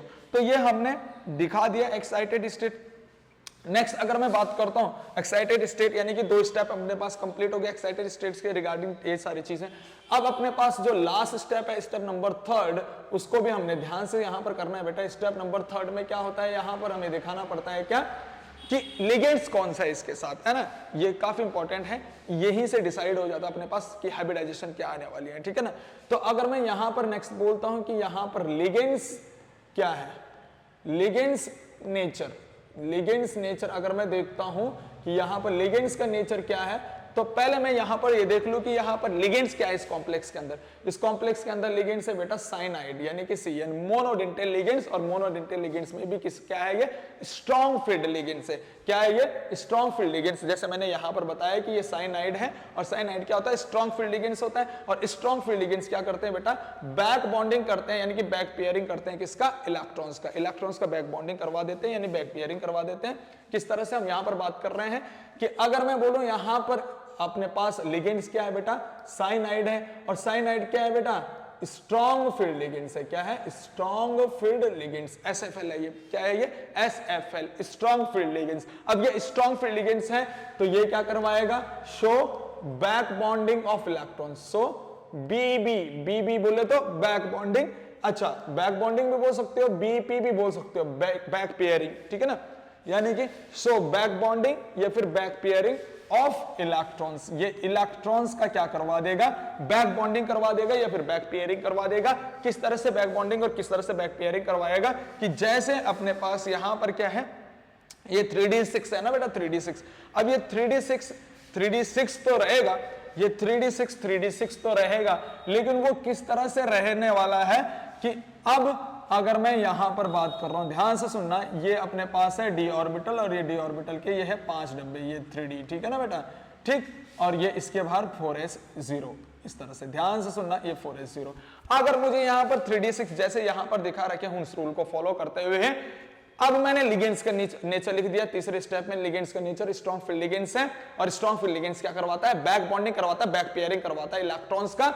तो अब जो यहां पर 6 इलेक्ट्रॉन्स हमने ऐसे करे हैं कि पहले हर एक डब्बे में एक एक इलेक्ट्रॉन्स भरा हुन्स रूल को फॉलो करते हुए, लेकिन अब ये हुन्स रूल को फॉलो नहीं करता है। मैंने ये बात अभी अभी बताई है कि ये हुन्स रूल का अपोजिशन करता है, यानी कि ये इन इलेक्ट्रॉन्स का इस तरह से पेयरिंग करवा देगा। जैसे यहां पर 6 इलेक्ट्रॉन्स है ना, तो ये ऐसे थे, अगर जैसे स्ट्रॉन्ग फील्ड लिगेंड्स आता है तो वो इसका क्या करवाता देता है, बैक बॉन्डिंग करवाता है, यानी बैक पेयरिंग ऑफ इलेक्ट्रॉन करवा देगा। यानी ऐसी वाली कंडीशन यहां पर हमें देखने को मिलेगी आगे इस तरह से कि वो 6 इलेक्ट्रॉन्स अब यानी कि बैक पेयरिंग होकर कैसे हो जाएंगे, 2 2 4 2 6 इस तरह से हो जाएंगे बेटा। इसका मतलब आगे वाली ऑर्बिटल क्या होगी, वेकेंट हो गई, खाली हो गई। ये आगे वाली ऑर्बिटल क्या होगी, डी की खाली हो गई, 4s4 की भी खाली है। तो अब हमने इन ऑर्बिटल को भरना है, इन जो खाली ऑर्बिटल है उन ऑर्बिटल को मुझे भरना है।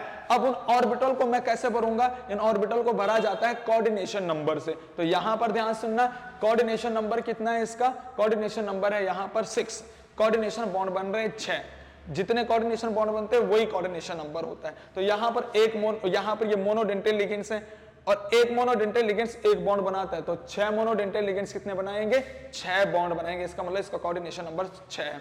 तो जितना कोऑर्डिनेशन नंबर होता है उतनी हमें एटॉमिक ऑर्बिटल यानी उतने डब्बे भरने होते हैं।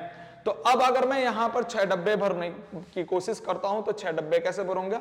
सबसे पहले देखो अंदर ये डी खाली है, सबसे पहले अंदर के डी के 2 खाली हैं, तो मैंने ये डी के 2 डब्बे भर दिए, एक डब्बा ये भर दिया, दूसरा डब्बा ये भर दिया, ठीक है ना। ये 2 बार मैंने क्रॉस करा, एक डब्बे में मैंने 2 क्रॉस करे। 2 क्रॉस का मतलब है यहां पर 2 इलेक्ट्रॉन्स आ रहे हैं, 2 इलेक्ट्रॉन्स का मतलब 1 इलेक्ट्रॉन्स पेयर, आई बात समझ में। इसलिए ये 2 क्रॉस करने हैं बेटा, इसका मतलब ये इलेक्ट्रॉन को डोनेट कर रहा है। जैसे मैं यहां पर बात कर रहा हूं ना, ये वाले इलेक्ट्रॉन को डोनेट कर रहे हैं, ये डंडियां यहां पर इलेक्ट्रॉन को डोनेट कर रही हैं, है ना, मतलब इलेक्ट्रॉन को डिनोट कर रही हैं। ऐसे यहां पर ये क्या है, ये क्रॉस भी इलेक्ट्रॉन को डिनोट कर रहे हैं, ठीक है ना, ये इलेक्ट्रॉन्स को बता रहे हैं कि यहां पर इलेक्ट्रॉन्स पेयर आ रहा है। तो देखो बेटा, एक डब्बा हमने यहां पर भर दिया, इसका मतलब एक Cn तो यहां आ गया, एक Cn का इलेक्ट्रॉन पेयर यहां आ गया, दूसरा Cn का इलेक्ट्रॉन पेयर दूसरे डब्बे पे आ गया, ठीक, 2 डब्बे हो गए। तीसरे Cn का इलेक्ट्रॉन पेयर अपने पास यहां पर आ गया। तो ये 3 डब्बे खाली थे तो हमने 3 Cn भर दिए, ठीक। तो लेकिन एक बात ध्यान रखना, यहां पर 3 कोऑर्डिनेशन बॉन्ड बन चुके हैं और हमें कितने कोऑर्डिनेशन बॉन्ड बनाने हैं, 6 कोऑर्डिनेशन बॉन्ड बनाने हैं। अगर 6 कोऑर्डिनेशन बॉन्ड बनाने, 3 अपने पास बन चुके हैं, तो क्या करना है, यहां पर अपने पास जैसे 3d और 4s आया है ना, तो 4s के बाद यहां आगे 4p भी होता है। क्या होता है, 4s के बाद 4p होता है, 4p के बाद 4d होता है। अगर मुझे रिक्वायरमेंट है और ऑर्बिटल की, तो ये 4s के बाद मैं 4p आगे लिखता हूं। तो ये 4s के बाद मैं क्या लिखता हूं, 4p। ये अपनी तरफ से याद रखना है बेटा, ये चीजें और आगे चली आती हैं, ठीक है ना। इस तरह से हमने लिख दिया 4p, ठीक। तो ये 4s के बाद आएगा 4p, ठीक। और 4p में p के कितने ऑर्बिटल होते हैं, 3 ऑर्बिटल, वो 3 ऑर्बिटल मैंने यहां पर लिख दिए। अब ध्यान से सुनना, मेरे पास 3 Cn तो भर दिए थे, अब 3 और भरने, यानी कि 3 डब्बे और भरने हैं। तो ये अपने पास चौथा Cn, ये अपने पास 5वां Cn, ये अपने पास 6ठा Cn, ये अपने पास हमने क्या कर दिए हैं, 6 बॉन्ड बना चुके हैं। ये 6 कोऑर्डिनेशन बॉन्ड यहां पर बन चुके हैं बेटा, ये 6 कोऑर्डिनेशन बॉन्ड। तो अब देखना यहां पर हाइब्रिडाइजेशन क्या होगी। सबसे पहले अंदर ये वाली डी भरी जा रही है। सबसे पहले क्या है, डी में दो जो Cn है वो डी में भरे जा रहे हैं, डी के 2 डब्बे भर रहे हैं। तो अगर मैं बोल रहा हूं डी के यहां पर 2 डब्बे भर रहे हैं, तो क्या हो गया, D2। अच्छा, S का यहां पर एक ही डब्बा, S में तो एक ही होता है, तो S का एक डब्बा भरा जा रहा है। P के कितने डब्बे भरे, 3, तो मैंने यहां पर बोले P के भरे 3 डब्बे। तो ये यहां पर बन गई हाइब्रिडाइजेशन, क्या, D2sp3। क्या बन गया हाइब्रिडाइजेशन, D2sp3।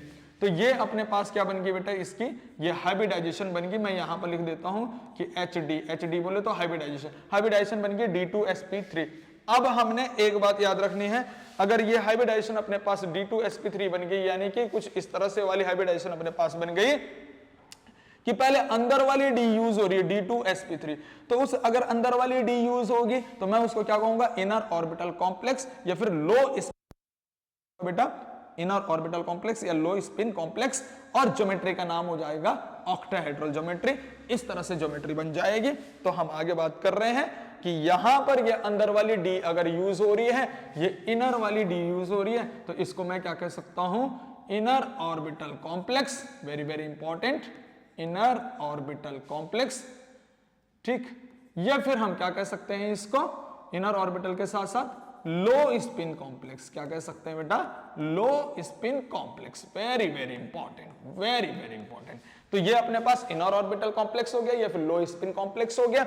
दूसरी बात, यहां पर इसकी ज्योमेट्री के बारे में बात करें, हाइब्रिडाइजेशन तो हो गया, अगर मैं इसकी ज्योमेट्री के बारे में बात कर रहा हूं बेटा, तो ज्योमेट्री क्या हो जाएगी, ज्योमेट्री हो जाएगी इसकी ऑक्टाहेड्रल, क्या हो जाएगी, ऑक्टाहेड्रल। और मैं एक बात तुम्हें बता रहा हूं, जब भी कोऑर्डिनेशन नंबर 6 हो, जब भी कोऑर्डिनेशन नंबर 6 हो, तो उसकी ज्योमेट्री का नाम हमेशा ऑक्टाहेड्रल होता है। ये सिंपल सा तरीका है। अगर तुम्हें बेटा नहीं समझ में आ रहा है कि किस तरह से ज्योमेट्री बनने वाली है, तो सिंपल से एक बात याद रखना, जब भी कोऑर्डिनेशन नंबर क्या हो, 6, तो हाइब्रिडाइजेशन चाहे sp3d2 हो चाहे d2sp3 हो, यानी कि अगर बाहर वाली डी बन रही है चाहे अंदर वाली डी बन रही है, अगर कोऑर्डिनेशन नंबर 6 है तो ज्योमेट्री का नाम हमेशा ऑक्टाहेड्रल रहने वाला है।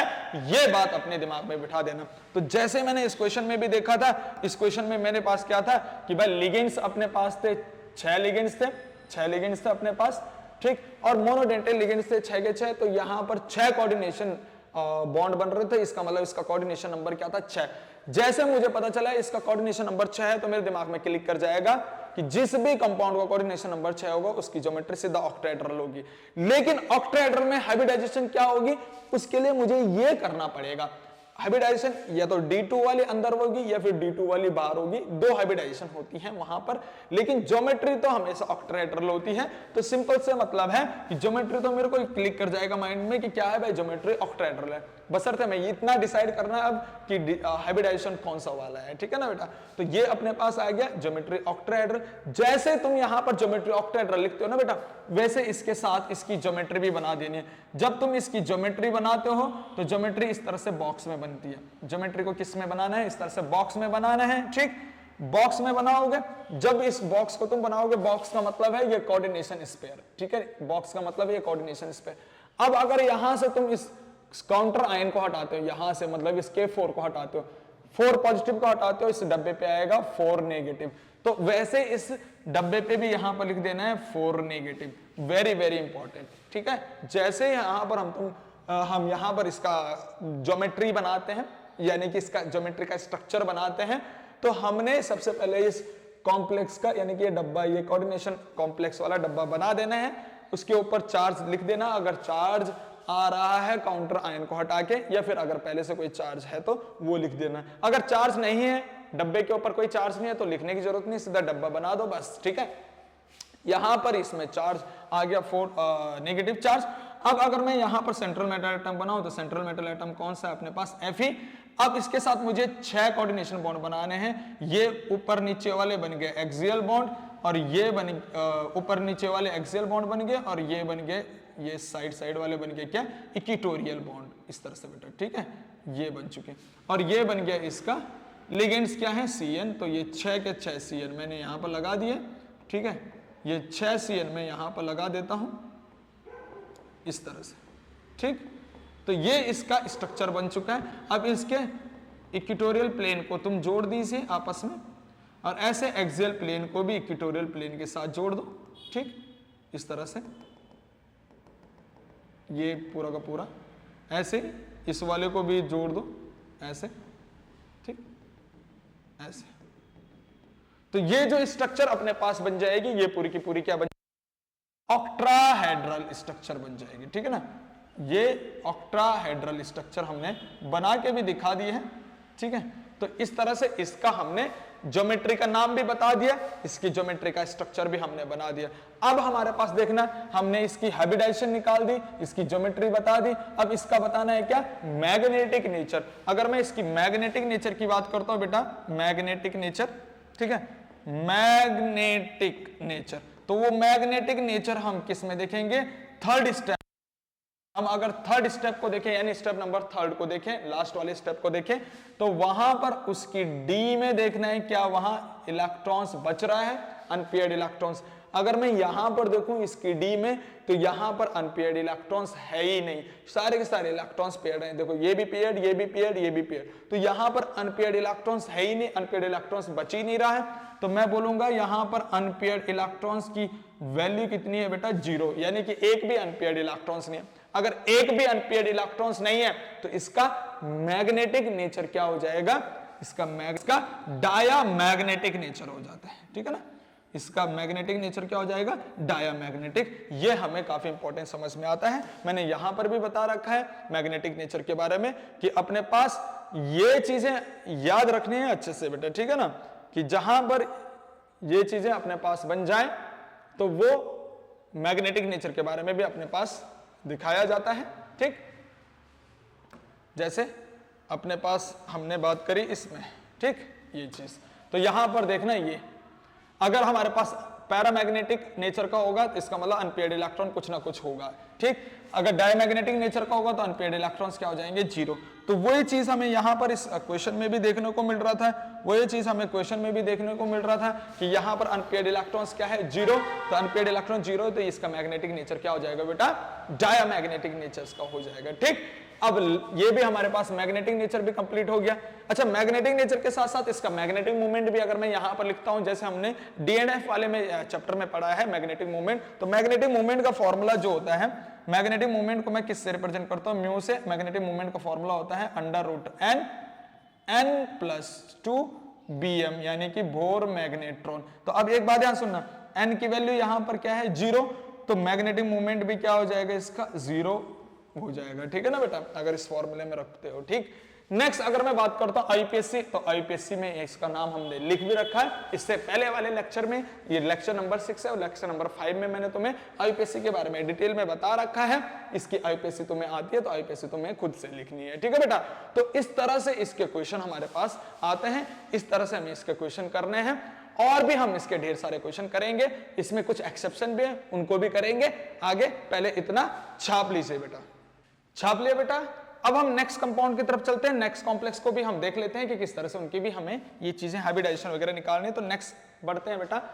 नेक्स्ट अपने पास ये 3 कॉम्प्लेक्स अपने पास दे रखे हैं, इनका मुझे वही चीज वीबीटी के द्वारा हाइब्रिडाइजेशन ज्योमेट्री बतानी है। तो सबसे पहला जो कॉम्प्लेक्स है ये है K3FeCN का होल 6। अगर मैं यहां पर देखूं, इस K3 को यहां से हटाता हूं बेटा, K3 को हटाता हूं तो K3 पॉजिटिव में यहां पर निकलेगा, तो यहां स्पेयर के ऊपर क्या आ जाएगा, 3 नेगेटिव चार्ज आएगा, ठीक है ना। ये स्पेयर के ऊपर 3 नेगेटिव चार्ज आ गया। अब सबसे पहला स्टेप अगर मैं यहां पर करता हूं, देखो स्टेप नंबर 1, फर्स्ट स्टेप। तो इस फर्स्ट स्टेप में क्या था, general electronic configuration of central metal atom. CMA की मुझे क्या निकालनी है, जनरल इलेक्ट्रॉनिक कॉन्फ़िगरेशन निकालनी है। जनरल इलेक्ट्रॉनिक कॉन्फ़िगरेशन ये यहां पर Fe है बेटा, Fe के 26 इलेक्ट्रॉन्स होते हैं, हमें पता है 3d6 और 4s2, जैसे हमने अभी करा है, ठीक है ना। अगर मैं यहां पर ये बात करता हूं इसकी ग्राउंड स्टेट, मैं इसकी ग्राउंड स्टेट दिखा देता हूं। ये 3d है बेटा, ये 3d के हैं 5 डब्बे और ये है 4s 1 डब्बा। ये 3d अपने पास हो गया, ये 4s अपने पास हो गया। 3d में कितने इलेक्ट्रॉन, 6 इलेक्ट्रॉन, 1 2 3 4 5 6, ये 6 इलेक्ट्रॉन्स अपने पास हो गए। 4s में ये 2 इलेक्ट्रॉन इस तरह से हमारे पास हो गए, ठीक है ना। अब स्टेप नंबर सेकंड में हमने क्या करना है, सेकंड स्टेप में हमने क्या करना है बेटा, ऑक्सीडेशन स्टेट बतानी होती है। Oxidation state of central metal atom कितनी है, यहां पर सेंट्रल मेटल एटम की ऑक्सीडेशन स्टेट अगर मैं Fe की निकालता हूं, Fe की ऑक्सीडेशन स्टेट यहां पर आएगी बेटा +3, तो यहां पर Fe है +3 ऑक्सीडेशन स्टेट में। +3 ऑक्सीडेशन स्टेट का मतलब है यहां 3 इलेक्ट्रॉन्स निकल गए हैं। 3 इलेक्ट्रॉन्स का मतलब है 2 तो सबसे पहले S से निकलेंगे और 1 यहां पर D से निकल जाएगा। तो यहां पर अगर मैं बात करता हूं Fe3 पॉजिटिव, तो Fe3 पॉजिटिव की इलेक्ट्रॉनिक कॉन्फ़िगरेशन कंडीशन क्या हो जाएगी, 3d5 और 4s0, क्योंकि S से तो 2 इलेक्ट्रॉन निकल गए, D से 1 इलेक्ट्रॉन्स निकल गया, तो अब 3d5 और 4s0 हो गया। अब मैं इसमें एक्साइटेड स्टेट दिखाता हूं। तो एक्साइटेड स्टेट कैसे हो जाएगी इसकी, कि मैंने ये D बनाया, 3D बनाया, इस तरह से ये 5 ऑर्बिटल 3D की और ये 4s की यहां पर 1 ऑर्बिटल, ठीक। अब अगर मैं इसमें 5 इलेक्ट्रॉन दिखा रहा हूं 3D में, तो वही हुम्स रूल को फॉलो करते हुए कि सब डब्बे में 1-1 इलेक्ट्रॉन जाएगा और यहां 4s का 0 होगा यहां पर, ठीक है ना। इस तरह से हमने इसकी एक्साइटेड स्टेट बना दी, ग्राउंड स्टेट पहले स्टेप में, सेकंड स्टेप में एक्साइटेड स्टेट। अब तीसरा स्टेप, स्टेप नंबर थर्ड में हमने क्या करना है बेटा, स्टेप नंबर थर्ड में हमने लिगेंड्स देखना है कि कौन सा लिगेंड्स है। लिगेंड्स हमारे पास है CN यानी कि साइनाइड वाला लिगेंड्स है। अगर साइनाइड लिगेंड्स है तो ये स्ट्रॉन्ग फील्ड लिगेंड्स होता है SFL, ठीक है। नेचर क्या हो गया इसका, स्ट्रॉन्ग फील्ड लिगेंड्स। क्या strong field ligands back bonding show करेगा, बिल्कुल शो करेगा। Show back pairing of electrons या फिर बैक बॉन्डिंग BB कर दो, बैक बॉन्डिंग या फिर बैक पेयरिंग ऑफ इलेक्ट्रॉन्स की बैक पेयरिंग करेगा, ठीक है, बैक बॉन्डिंग करेगा। तो बैक बॉन्डिंग किस तरह से, जैसे ये 5 इलेक्ट्रॉन्स है, ये पांच अपने आपस में क्या हो जाएंगे, पेयर हो जाएंगे। अब पेयर किस तरह से होंगे, जैसे मैंने बोला, इसको दिखा देते हैं यहां पर इस कंडीशन को कि ये इस d ऑर्बिटल है 3d, ठीक है ना, और ये 4s, ये 3d है और ये 4s अपने पास है। d के ये 5 डब्बे, इस तरह से ये 5 डब्बे d के हैं। अब ये 5 इलेक्ट्रॉन्स पेयर्ड हो जाएंगे, किस तरह से, देखो बेटा 5 इलेक्ट्रॉन किस तरह से पेयर्ड होंगे, 2 इधर पहले डब्बे में, 2 4, और अब एक बच जाएगा अनपेयर्ड इलेक्ट्रॉन, इस तरह से, ठीक है ना। यानी कि 4 इलेक्ट्रॉन तो आपस में 2 डब्बे में पेयर्ड हो गए, ठीक है, 2 और 2 4, और एक बच जाएगा अनपेयर्ड। इस तरह से अपने पास इसकी बैक पेयरिंग होने वाली कंडीशन को हम ये देख रहे हैं। फिर से हमने कितने इलेक्ट्रॉन्स, कितने डब्बे भरने हैं, कितने कोऑर्डिनेशन नंबर है, यहाँ पर 6 कोऑर्डिनेशन नंबर है, हमें फिर से 6 डब्बे भरने हैं। तो ये एक डब्बे पे CN इस तरह से, दूसरे डब्बे पे CN इस तरह से, ठीक, तीसरे डब्बे पे CN इस तरह से, ठीक। अब हमने 4s के बाद हमने अपने आप से 4p लेना है, क्योंकि मुझे 3 डब्बे और चाहिए, तो ये 4p हमने ले लिया। तो 4p ले लिया, तो यहां पर ये एक CN और, यानी कि चौथा CN, ये 5वां CN और ये 6ठा CN, ठीक है ना बेटा। तो यहां पर भी अगर हाइब्रिडाइजेशन देखेंगे तो सबसे पहले अंदर वाली D यूज हो रही है, तो यहां पर हाइब्रिडाइजेशन आ रही है D2, फिर एक S यूज हो रही है S, और फिर 3p हो रही है यूज, तो D2sp3, यानी कि सेम टू सेम ये वाली कंडीशन यहां पर बन गई, D2sp3 hybridisation, D2sp3 inner orbital complex, low spin complex, geometry octahedral, ये सारी की सारी चीजें बन गई। यानी कि सेम टू सेम ज्योमेट्री इसको यहां बनाना है, लेकिन यहां पर इस डब्बे पे नेगेटिव चार्ज 4 है, यानी 4 नेगेटिव चार्ज है, लेकिन यहां पर इस डब्बे के ऊपर जो नेगेटिव चार्ज आएगा वो नेगेटिव चार्ज कितना आ जाएगा, 3 नेगेटिव चार्ज आ जाएगा। इस बात का याद रखना, बाकी पूरी प्रोसेस वैसे ही चल रही है, सब चीज वैसा ही है बिल्कुल। पर एक बात इंपॉर्टेंट है कि जैसे यहां पर अगर हमने देखा, यहां पर देखो बेटा अनपेयर्ड इलेक्ट्रॉन्स तो क्या था, 0, तो डायमैग्नेटिक नेचर था, ठीक, मैग्नेटिक मोमेंट भी 0। अगर मैं बात करता हूं इसकी, यहां पर अगर देखें अनपेयर्ड इलेक्ट्रॉन्स, तो यहां पर अनपेयर्ड इलेक्ट्रॉन्स, एक अनपेयर्ड इलेक्ट्रॉन्स बच रहा है, तो यहां पर मैग्नेटिक नेचर, अगर मैं बात करूं यहां पर अनपेयर्ड इलेक्ट्रॉन्स एक है, इसका मतलब ये अनपेयर्ड इलेक्ट्रॉन्स यहां पर प्रेजेंट है। अगर अनपेयर्ड इलेक्ट्रॉन्स होगा तो ये क्या हो जाता है बेटा, पैरामैग्नेटिक नेचर, ठीक है ना, पैरामैग्नेटिक नेचर, ये पैरामैग्नेटिक नेचर का हो गया। अब मैग्नेटिक मोमेंट अगर इसका म्यू निकालना है तो वहां पर अंडर रूट वाला फॉर्मूला लगाते हैं मैग्नेटिक मोमेंट का, तो अगर लगाते हैं तो ठीक है, अगर नहीं भी यहाँ अंडर रूट वाला फॉर्मूला याद नहीं है तो मैंने बताया था, जैसे D&F में भी मैंने बताया था कि जितने भी अनपेयर्ड इलेक्ट्रॉन्स है उसमें 0.8 या फिर 0.7 ऐड कर दो, उतना ही लगभग आपका मैग्नेटिक मोमेंट आता है। जैसे यहाँ पर अनपेयर्ड इलेक्ट्रॉन्स 1 आया तो तुमने क्या कर दिया, यहाँ पर 1.8 या फिर 1.7 कर दो, ठीक, तो वो अपने पास मैग्नेटिक मोमेंट आ जाता है। यानी जितने भी अनपेयर्ड इलेक्ट्रॉन्स हमारे पास आ रहे हैं, अगर मान लीजिए अनपेयर्ड इलेक्ट्रॉन 1 आ रहा है तो 1.7 कर दो, 2 आ रहा है 2.7 या 2.8 कर लो, अनपेयर्ड इलेक्ट्रॉन्स अगर हमारे पास 3 आ रहा है तो मैग्नेटिक मोमेंट क्या कर दो, 3.7 या 3.8, इस तरह से अपने पास, मतलब जितने अनपेयर्ड इलेक्ट्रॉन्स हैं अगर उसका मुझे मैग्नेटिक मोमेंट निकालना है और मुझे फॉर्मूला याद नहीं है तो 0.7 यानी अनपेयर्ड इलेक्ट्रॉन्स के बाद क्या कर दो, 0.7 या फिर 0.8 ऐड कर दिया करो, तो अपने पास मैग्नेटिक मूवमेंट भी निकल आता है। तो ये मैग्नेटिक मूवमेंट भी इसका हो चुका है कंप्लीट, ठीक है ना बेटा। तो इस तरह से हमारे पास ये चीजें कंप्लीट हुई है। नेक्स्ट हम देखते हैं यहां पर NiCl का होल 4, NiCl का 4 और इस तरह से यहां पर 2 नेगेटिव। तो सबसे पहला स्टेप अगर मैं same to same step number 1 यहां पर भी करता हूं, स्टेप फर्स्ट अगर मैं यहां पर भी करता हूं तो स्टेप फर्स्ट क्या हो जाएगा, यहां पर इसी तरह से स्टेप फर्स्ट अगर मैं कर रहा हूं यहां पर, तो स्टेप फर्स्ट में अपने पास क्या है कि भाई general electronic configuration of central metal atom, central metal atom की जनरल इलेक्ट्रॉनिक कॉन्फ़िगरेशन हम कर रहे हैं। जनरल इलेक्ट्रॉनिक कॉन्फ़िगरेशन यहाँ पर सेंट्रल मेटल एटम, यहाँ पर निकिल है और निकिल में कितना होता है बेटा, निकिल का एटॉमिक नंबर होता है 28, ये निकिल है और निकिल का एटॉमिक नंबर होता है 28, ठीक है ना। 28 एटॉमिक नंबर का मतलब है कि यहां पर होगा 3d8 और 4s2, ये यहां पर होने वाला है, ठीक है ना, 3d8 4s2। अगर मैंने इसकी जनरल इलेक्ट्रॉनिक कॉन्फ़िगरेशन लिखी है, उसके बाद मुझे सेम टू सेम इसकी ग्राउंड स्टेट लिखनी है, जैसे यहां लिखा है ना, तो वैसे इसकी ग्राउंड स्टेट कॉन्फ़िगरेशन मुझे दिखाने हैं कि ये 3D है और ये D के बन गए हमारे पास 5 डब्बे, ये D के 5 डब्बे हमारे पास बन चुके हैं, ठीक है बेटा। अब ये 4s का एक डब्बा अपने पास बना है, ये है 3D, ये है 4s। अगर मैं इसके इलेक्ट्रॉन्स दिखाता हूँ, D में 8 इलेक्ट्रॉन्स, तो पहले एक एक इलेक्ट्रॉन सब में हुंस रूल 1 2 3 4 5, अब 6 7 और ये 8, इस तरह से अपने पास 8 इलेक्ट्रॉन भर दिए। अब s में अपने पास क्या है 2 इलेक्ट्रॉन, तो s में 2 इलेक्ट्रॉन इस तरह से हमने दिखा दिए, ठीक है ना। अब सेम टू सेम इसका स्टेप नंबर सेकंड, यानी कि सेकंड स्टेप में हम क्या करते हैं, स्टेप सेकंड में क्या करते हैं बेटा, ऑक्सीडेशन स्टेट के बारे में बात करते हैं। Oxidation state of central metal atom, central metal atom का ऑक्सीडेशन स्टेट की अगर बात करते हैं, तो यहां पर जो निकिल है उसकी ऑक्सीडेशन स्टेट आ रही है +2, निकिल की ऑक्सीडेशन स्टेट कितनी आ रही है, +2 ऑक्सीडेशन स्टेट निकिल की आ रही है। निकिल +2 ऑक्सीडेशन स्टेट का मतलब है s से 2 इलेक्ट्रॉन चले गए हैं। तो अब मैं इसकी एक्साइटेड स्टेट वाली कंडीशन अगर दिखा रहा हूं कि ये D अपने पास है, ये D के 5 डब्बे, ये 3D है और ये है 4s, ठीक है ना, ये 3D और ये 4s। D के अपने पास यहाँ पर D में 8 इलेक्ट्रॉन्स हैं, तो D के 8 इलेक्ट्रॉन्स दिखा दीजिए और S से 2 इलेक्ट्रॉन चले गए बेटा, ठीक है ना, 2 इलेक्ट्रॉन चले गए, तो ये D में बच गए केवल 8 इलेक्ट्रॉन्स, तो 8 इलेक्ट्रॉन इस तरह से दिखा दिए, 1 2 3 4 5 6 7 8, इस तरह से इसके 8 इलेक्ट्रॉन हमने दिखा दिए सेम टू सेम।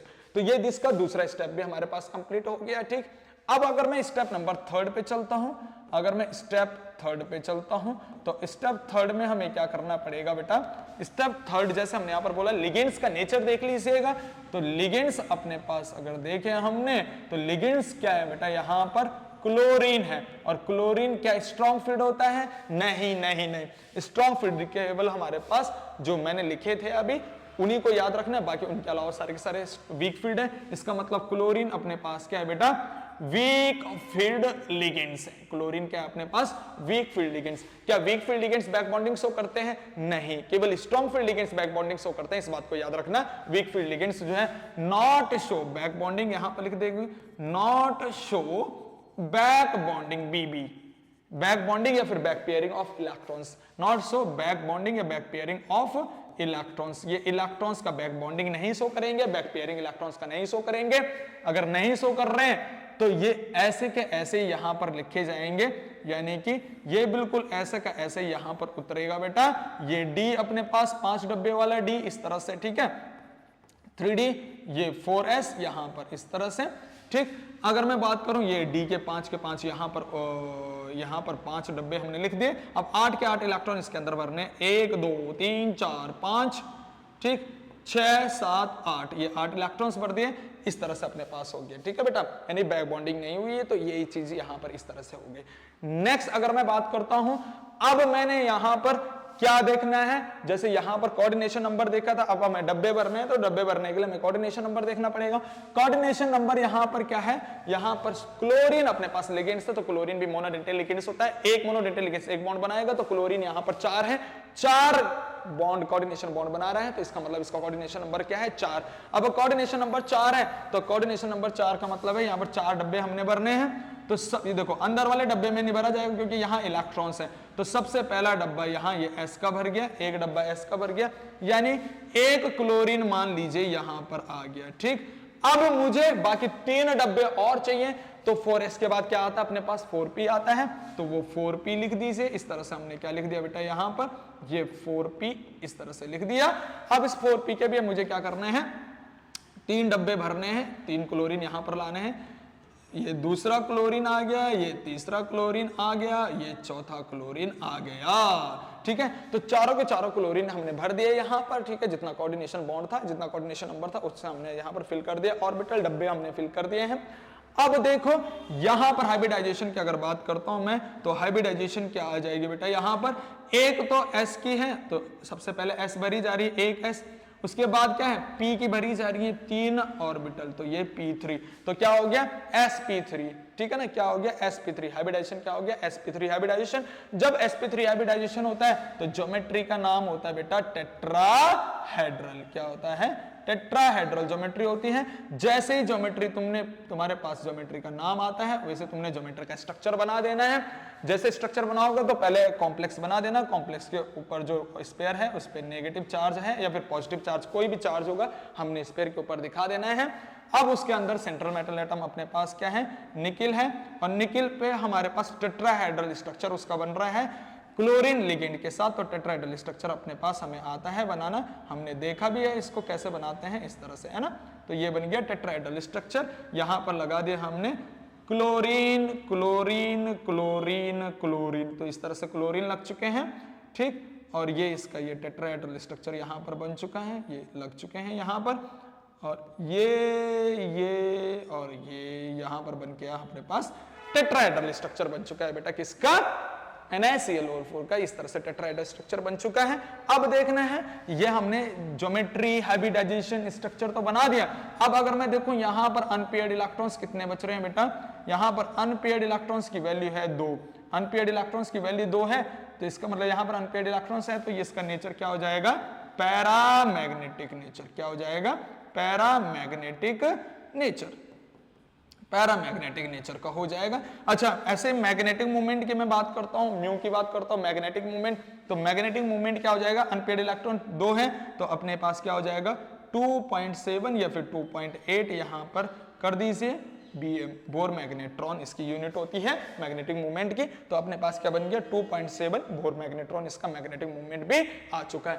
IUPAC तुम्हें अपने आप से करनी है, IUPAC तुम्हें आता है अपने आप से करना है, ठीक है ना। तो इतना ये भी समझ में आ गया, ठीक है। यहां पर ये चीजें समझ में आ गई, ये चीजें समझ में आ गई, ये भी अपने पास है, ये भी अपने पास किस तरह से करना है इसको भी समझ लीजिएगा। तो सबसे पहले अगर मैं बात करता हूं यहां पर भी, सबसे पहले मैं क्या करूंगा, स्टेप फर्स्ट करूंगा। स्टेप फर्स्ट अगर मैं देख रहा हूं बेटा, तो स्टेप फर्स्ट में अपने पास क्या है, जनरल इलेक्ट्रॉनिक कॉन्फ़िगरेशन होता है, general electronic configuration of central metal atom. अगर मैं बात कर रहा हूं यहां पर सेंट्रल मेटल एटम, यहां पर प्लैटिनम है, प्लैटिनम अपने पास सेंट्रल मेटल एटम है, प्लैटिनम, ठीक। प्लैटिनम का अगर जनरल इलेक्ट्रॉनिक कॉन्फ़िगरेशन अगर बात करते हैं बेटा, जैसे यहां पर 3D है ना, तो प्लैटिनम का होता है 5D, ठीक है। इसका इलेक्ट्रॉनिक कॉन्फ़िगरेशन होता है 5D9 6s1। इसका एक्सेप्शन इलेक्ट्रॉनिक कॉन्फ़िगरेशन होता है D में, मैंने बताया तुम लोगों को D&F ब्लॉक में कि प्लैटिनम एक्सेप्शन इलेक्ट्रॉनिक कॉन्फ़िगरेशंस दिखाता है। तो इस तरह से ये एक्सेप्शन इलेक्ट्रॉनिक कॉन्फ़िगरेशन होता है 5D9 और 6s1। वेरी वेरी इंपॉर्टेंट, इस बात को याद रखना कि प्लैटिनम क्या करता है, एक्सेप्शन इलेक्ट्रॉनिक कॉन्फ़िगरेशन दिखाता है। तो ये 5D9 6s1 अपने पास हो चुका है। अब अगर मैं इसके ग्राउंड स्टेट कंडीशन लिख रहा हूं, अगर मैं इसकी ग्राउंड स्टेट बना रहा हूं, तो ग्राउंड स्टेट किस तरह से बनेगा कि ये इसका d ऑर्बिटल बन चुका है। अब इस d का नाम है 5D, 3D की जगह क्या हो जाएगा, इस d का नाम 5D, और ये बन गया इसका 6s, ठीक है बेटा। 5D में कितने इलेक्ट्रॉन्स है, 9 इलेक्ट्रॉन्स। 9 इलेक्ट्रॉन किस तरह से, 1 2 3 4 5 6 7 8 9, इस तरह से हमने किसको फॉलो करा है, हुन्स रूल को फॉलो करा है। ऐसे ही 6s में कितने इलेक्ट्रॉन्स है, 1 इलेक्ट्रॉन्स, तो मैंने 1 इलेक्ट्रॉन इस तरह से यहां पर दिखा दिया है, ठीक। अब अगर मैं यहां पर ऑक्सीडेशन स्टेट की बात करता हूं सेकंड स्टेप में, स्टेप नंबर 2 यहां पर क्या है, स्टेप नंबर 2 में हमारे पास होगा बेटा, स्टेप सेकंड में अपने पास क्या होगा, oxidation state of central metal atom. Oxidation state अगर मैं सेंट्रल मेटल एटम की बात करता हूं प्लैटिनम की, तो प्लैटिनम की यहां पर ऑक्सीडेशन स्टेट भी क्या आ रही है, +2 ऑक्सीडेशन स्टेट यहां पर प्लैटिनम की आ रही है, +2 ऑक्सीडेशन स्टेट। +2 ऑक्सीडेशन स्टेट का मतलब है 2 इलेक्ट्रॉन गए, 2 इलेक्ट्रॉन सबसे पहले एक H से जाएगा और एक D से फिर चले जाएगा।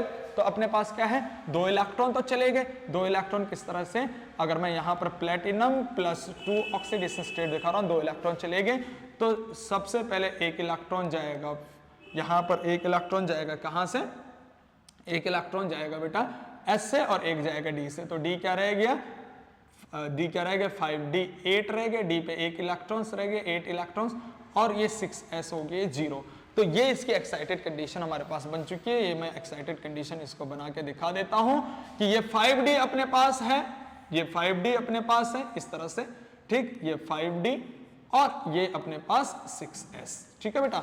अब 5d में 8 इलेक्ट्रॉन्स हमें दिखाने, तो 8 इलेक्ट्रॉन किस तरह से 1 2 3 4 5 6 7 8 इस तरह से हुंस रूल को फॉलो करते हुए हमने यहाँ पर चलना है। तो ये चीजें हमने देख ली है। यहाँ पर एक्साइटेड स्टेट भी हो चुकी है अपने पास कंप्लीट, स्टेप नंबर 2 भी हमारे पास कंप्लीट हो चुका है। अब अगर मैं बात करता हूँ स्टेप नंबर 3 की, जैसे इसमें हमने स्टेप नंबर 3 देखा बेटा, यहाँ पर सेम टू सेम इसमें हमने स्टेप नंबर 3 की बात करनी है, ठीक है।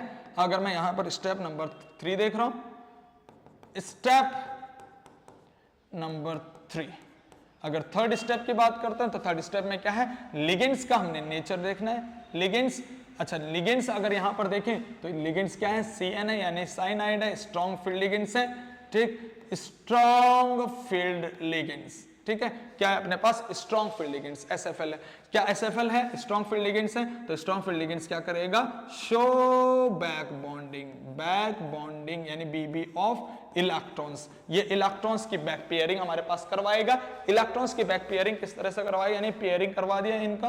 तो अगर मैं इनकी पेयरिंग करके देखता हूं यहां पर, तो किस तरह से होता है, जैसे ये अपने पास d ऑर्बिटल है यानी कि 5d है, ठीक, 5d के 5 डब्बे, ये 6s यहां पर है एक डब्बा। अगर मैं बोलूं यहां पर 8 इलेक्ट्रॉन्स अपने पास है, तो 8 इलेक्ट्रॉन्स किस तरह से हमारे पास पेयरिंग हो जाएंगे, ऐसे 2 2 4 2 6 2 8, यहां पर इस तरह से 8 इलेक्ट्रॉन्स आ चुके हैं। अब मेरे पास ये 2 डब्बे आगे खाली बच चुके हैं, और मुझे कितने डब्बे यहां पर भरने हैं, मुझे 4 डब्बे यहां पर भरने हैं, क्योंकि इसका कोऑर्डिनेशन नंबर 4 है, तो 4 डब्बे भरने, जिसमें से एक सबसे पहले अंदर वाला डी भरा, तो यहां पर एक तो CN इस डी पे आ गया, एक CN S में आ गया। अब मुझे 2 और डब्बे चाहिए, 2 और डब्बे चाहिए, तो 6s के बाद इस तरह से यहां पर क्या आएगा बेटा, 6p आएगा। 6p के होते हैं 3 डब्बे, इस तरह से 6p यहां पर आएगा, S के बाद P के बाद D इस तरह से आता है, तो 6p यहां पर आ गया। अब मुझे 2 डब्बे और चाहिए, यानी कि 2 डब्बे और भरने CN के, यहां पर ये तीसरा, ये चौथा अपने पास इस तरह से हो चुका है। तो ये अपने पास हमने क्या भर दिया, 4 डब्बे भर दिए, कोऑर्डिनेशन नंबर 4 हो गया। अब अगर इसकी हाइब्रिडाइजेशन के बारे में बात करता हूं, तो हाइब्रिडाइजेशन क्या होगी, सबसे पहले D अंदर की भरी जा रही है, तो D एक D हो गया, फिर यहां पर S हो गया, फिर यहां पर P हो गए 2, तो हाइब्रिडाइजेशन बन गया इसका DsP2। अगर हाइब्रिडाइजेशन DsP2 बनता है तो ज्योमेट्री का नाम होता है बेटा स्क्वायर प्लेनर ज्योमेट्री, है ना, स्क्वायर प्लेनर ज्योमेट्री, ठीक है ना। स्क्वायर प्लेनर ज्योमेट्री बनती कैसी है वो हमने देखा भी है अभी, उसको फिर बना के देख लेते हैं। इस तरह से अपने पास कॉम्प्लेक्स बना देना, स्फीयर बना देना, स्फीयर के ऊपर जो भी चार्ज है उसको लिख देना है, इस तरह से लिख दिया। अब अगर मैं बात करता हूं हमें स्क्वायर प्लेनर ज्योमेट्री बनानी है, तो सेंट्रल मेटल एटम अपने पास क्या है, यहां पर प्लैटिनम है, ठीक। अब स्क्वायर प्लेनर ज्योमेट्री इस तरह से बनती है बेटा, ठीक है ना, ये तो हमने बना भी रखी है, ये स्क्वायर प्लेनर ज्योमेट्री इस तरह से बन चुकी है अपने पास। अब लिगेंड्स लिख देना हमने यहां पर CN CN CN, ये CN, इस तरह से लिगेंड्स लिख लिए हैं। अब मैं यहां पर क्या कर रहा हूं, इस तरह से ये पूरा का पूरा ये अपने पास स्क्वायर प्लेनर ज्योमेट्री बन चुकी है अपने पास। अब यहां पर देखना, यहां पर मैग्नेटिक नेचर की अगर बात करें, क्या यहां पर कोई भी अनपेयर्ड इलेक्ट्रॉन तुम्हें दिख रहा है, नहीं, यहां पर एक भी अनपेयर्ड इलेक्ट्रॉन्स नहीं है, तो मैग्नेटिक मूवमेंट भी क्या हो जाएगा, 0, अनपेयर्ड इलेक्ट्रॉन 0। अगर अनपेयर्ड इलेक्ट्रॉन 0 है तो ये डायामैग्नेटिक नेचर का हो जाएगा, तो इसमें हम क्या बोलेंगे, ये हो गया डायामैग्नेटिक नेचर, ये डायामैग्नेटिक नेचर का कॉम्प्लेक्स हो जाएगा यहां पर इस तरह से, ठीक है बेटा। तो ये चीजें हमने ये कॉम्प्लेक्स के नाम देख लिए हैं, ये समझ में आता है बेटा, ठीक, ये चीजें समझ में आ गई, तो इतना हम देख लीजिएगा, ये काफी इंपॉर्टेंट चीज है, तो ये समझ लीजिए बेटा अच्छे से। इसके बाद हम और भी चीजें देखने वाले हैं, ठीक, पहले इसको छाप लीजिए, फिर कुछ क्वेश्चन हम और भी देखेंगे बेटा, और एक्सेप्शन के बारे में भी बात करेंगे, पहले इसको छाप लीजिए। छाप ले बेटा, समझ में आ गया। अब हम नेक्स्ट क्वेश्चन करते हैं। नेक्स्ट क्वेश्चन अपने पास है, ये क्वेश्चन अपने पास है, ये हमें कंप्लीट करने हैं। तो सबसे पहले यहां पर देखो कि हम सबसे पहले स्टेप नंबर फर्स्ट करेंगे। स्टेप फर्स्ट हमारे पास क्या होता है बेटा, हमारे पास स्टेप फर्स्ट क्या होता है, जैसे हमने यहां पर भी करके देखे ना बेटा कि general electronic configuration of central metal atom, ठीक है, तो वही सेम टू सेम यहां पर भी करना है कि general electronic configuration of central metal atom, central metal atom का जनरल इलेक्ट्रॉनिक कॉन्फ़िगरेशन यहां पर क्या है, टाइटेनियम है, Ti है। टाइटेनियम अगर हम बात करें तो एटॉमिक नंबर क्या होता है इसका 22, पहले scandium, vanadium, titanium 23 atomic number यहां पर होता है, scandium, titanium, vanadium. Science teacher, ठीक है ना, यानी कि इसका मतलब है साइंस टीचर वेरी क्रूअल, मांगे फीस, कॉपी नहीं कंप्लीट, जाने दो। तो इस तरह से हमने इसका एटॉमिक नंबर याद रखना है। एटॉमिक नंबर होता है पहले स्कैंडियम आता है देन टाइटेनियम, यानी कि एटॉमिक नंबर क्या होता है इसका 22 एटॉमिक नंबर होता है, ठीक है। क्या होता है टाइटेनियम का 22 एटॉमिक नंबर होता है, ठीक। अगर 22 एटॉमिक नंबर हम बात कर रहे हैं तो 22 यहां पर किस तरह से दिखाएंगे कि ये बन जाएगा बेटा 3d2 और 4s2, ये इसका इलेक्ट्रॉनिक कॉन्फ़िगरेशन हो गया है। अब अगर मैं बात करता हूं इसका जनरल इलेक्ट्रॉनिक कॉन्फ़िगरेशन के साथ साथ इसकी ग्राउंड स्टेट दिखाने की कोशिश मैं कर रहा हूं। ये अपने पास डी के बन गए 5 डब्बे, ये 3d और ये 4s का बन गया 1 डब्बा, ठीक है ना बेटा। डी में कितने इलेक्ट्रॉन 2, तो ये 2 इलेक्ट्रॉन दिखा दिया। एस में कितने इलेक्ट्रॉन 2, तो ये 2 इलेक्ट्रॉन दिखा दिया हमने, ठीक है। अब हम चलते हैं स्टेप नंबर सेकंड की तरफ। सेकंड स्टेप में हमें क्या करना पड़ता है बेटा, oxidation state of central metal atom. और वो सेंट्रल मेटल एटम के ऑक्सीडेशन स्टेट यहां पर अगर मैं टाइटेनियम के ऑक्सीडेशन स्टेट की बात करता हूं तो वो +3 ऑक्सीडेशन स्टेट है, यानी कि +3 ऑक्सीडेशन स्टेट क्या आ गई इसकी, टाइटेनियम की आ गई है। टाइटेनियम के ऑक्सीडेशन अगर स्टेट +3 है तो +3 का मतलब 3 इलेक्ट्रॉन निकल गए हैं, 2 s से और 1 d से। तो अगर मैं यहां पर बात करता हूं टाइटेनियम +3, तो टाइटेनियम +3 में क्या होगा बेटा, अब d में बच जाएगा 1 इलेक्ट्रॉन और 4s के दोनों इलेक्ट्रॉन निकल गए, यानी कि 0 बच गया। अब ये इसकी एक्साइटेड स्टेट वाली कंडीशन मैं यहां पर दिखा देता हूं। इस तरह से एक्साइटेड स्टेट वाली कंडीशन यहां पर ये 3d और ये 4s, ठीक है बेटा। अब 3d में कितना बच गया, 1 इलेक्ट्रॉन बच गया, इस तरह से 1 इलेक्ट्रॉन बच गया इसका, ठीक है ना। इसका 3d में बच गया 1 इलेक्ट्रॉन, इस तरह से कंप्लीट। अब मुझे क्या करना है, स्टेप नंबर, अब मुझे क्या करना है बेटा, थर्ड स्टेप लिखना है। थर्ड स्टेप अगर मैं लिख रहा हूं यहां पर, ठीक, थर्ड स्टेप में लिख रहा हूं यहां पर, स्टेप नंबर थर्ड। अब थर्ड स्टेप में मुझे क्या करना पड़ेगा, स्टेप में मुझे लिगेंड्स का नेचर लिखना है। लिगेंड्स कौन सा है यहां पर, H2O है, वाटर है, और वाटर क्या होता है बेटा, वीक फील्ड लिगेंड्स होता है, ठीक है ना, क्योंकि स्ट्रॉन्ग में है नहीं तो ये सारे वीक फील्ड हैं। Not show back bonding, not show back bonding या फिर back pairing of electrons, electrons का बैक बॉन्डिंग नहीं दिखाएगा, इलेक्ट्रॉन्स का बैक पेयरिंग नहीं दिखाएगा, ठीक है। तो अगर नहीं दिखा रहा तो ये बिल्कुल ऐसा का ऐसा यहां पर उतरेगा, ये इस तरह से अपने पास D हो गया, ठीक है। इस तरह से हम यहां पर D बना रहे हैं बेटा, ये हो गया इस तरह से 3D, ठीक, और इस तरह से हो गया 4s।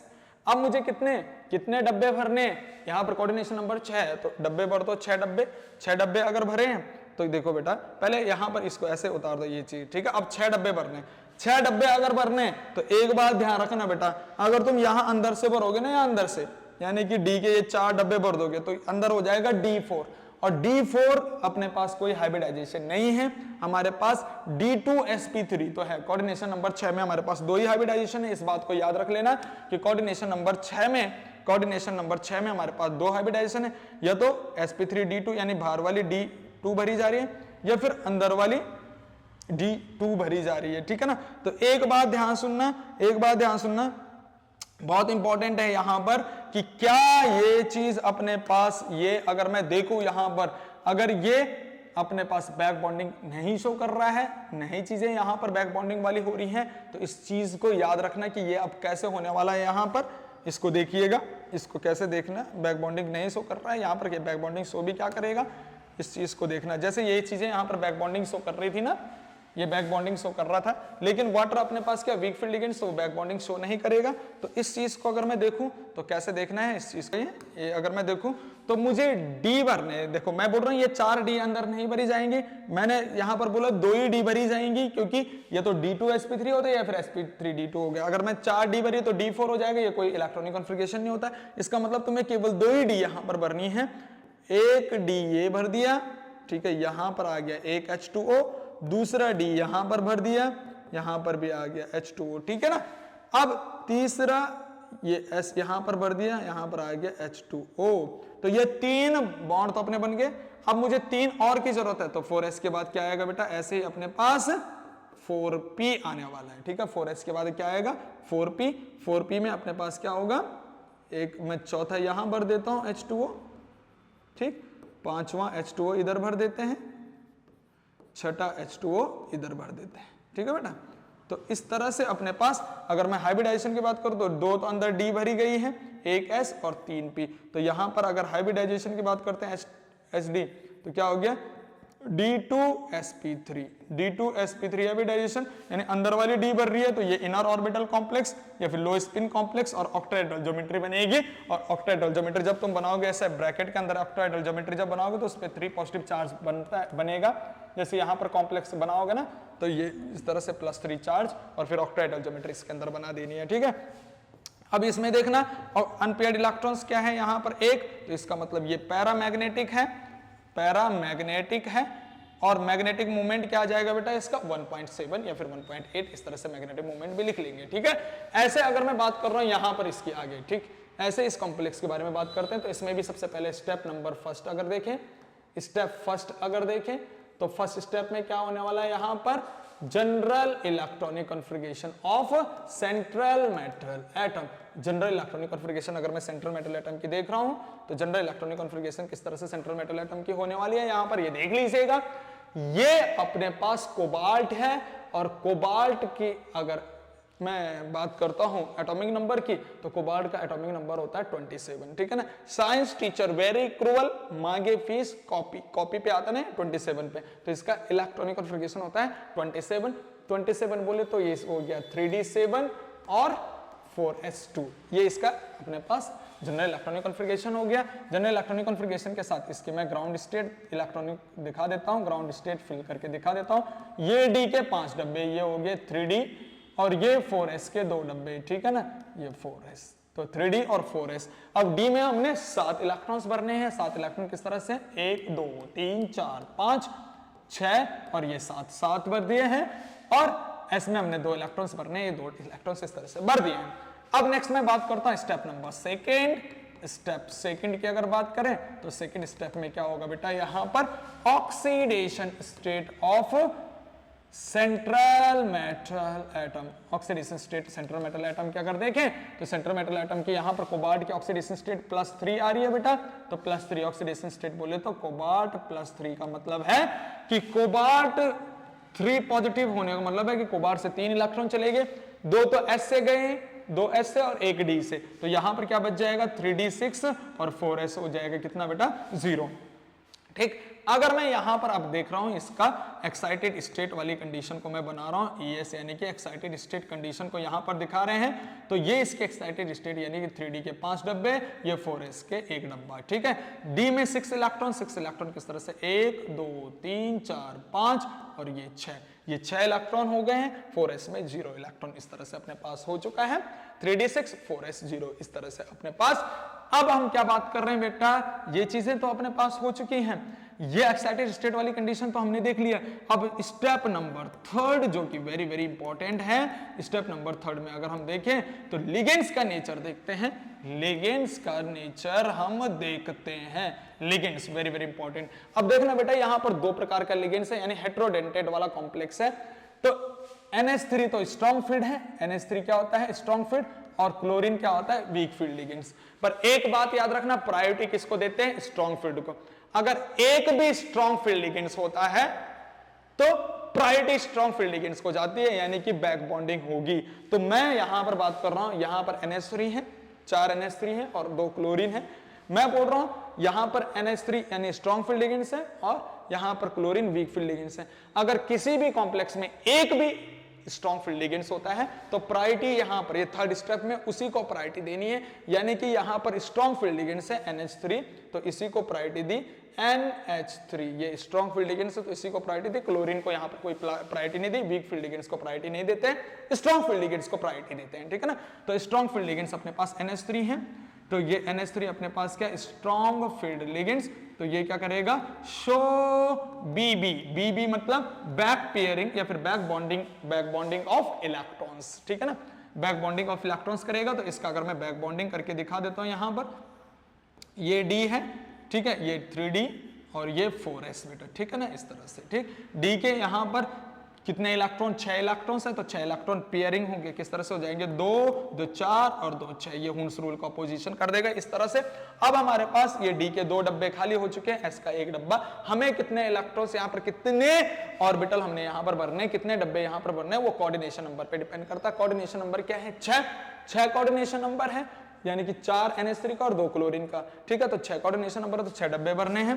तो देखो जैसे यहाँ पर ये हमने 6 कोऑर्डिनेशन नंबर भरे, एक NH3 यहाँ आ गया, दूसरा NH3 यहाँ आ गया, ठीक, तीसरा NH3 यहाँ आ गया, 4 NH3 हैं, 3 डब्बे हमने भर दिए हैं, अब 3 और भरने हैं। तो इसके लिए 4s के बाद क्या आ जाएगा बेटा 4p आ जाएगा, ठीक। अच्छा 4 NH3 है, तो ये चौथा NH3 यहाँ पर आ गया।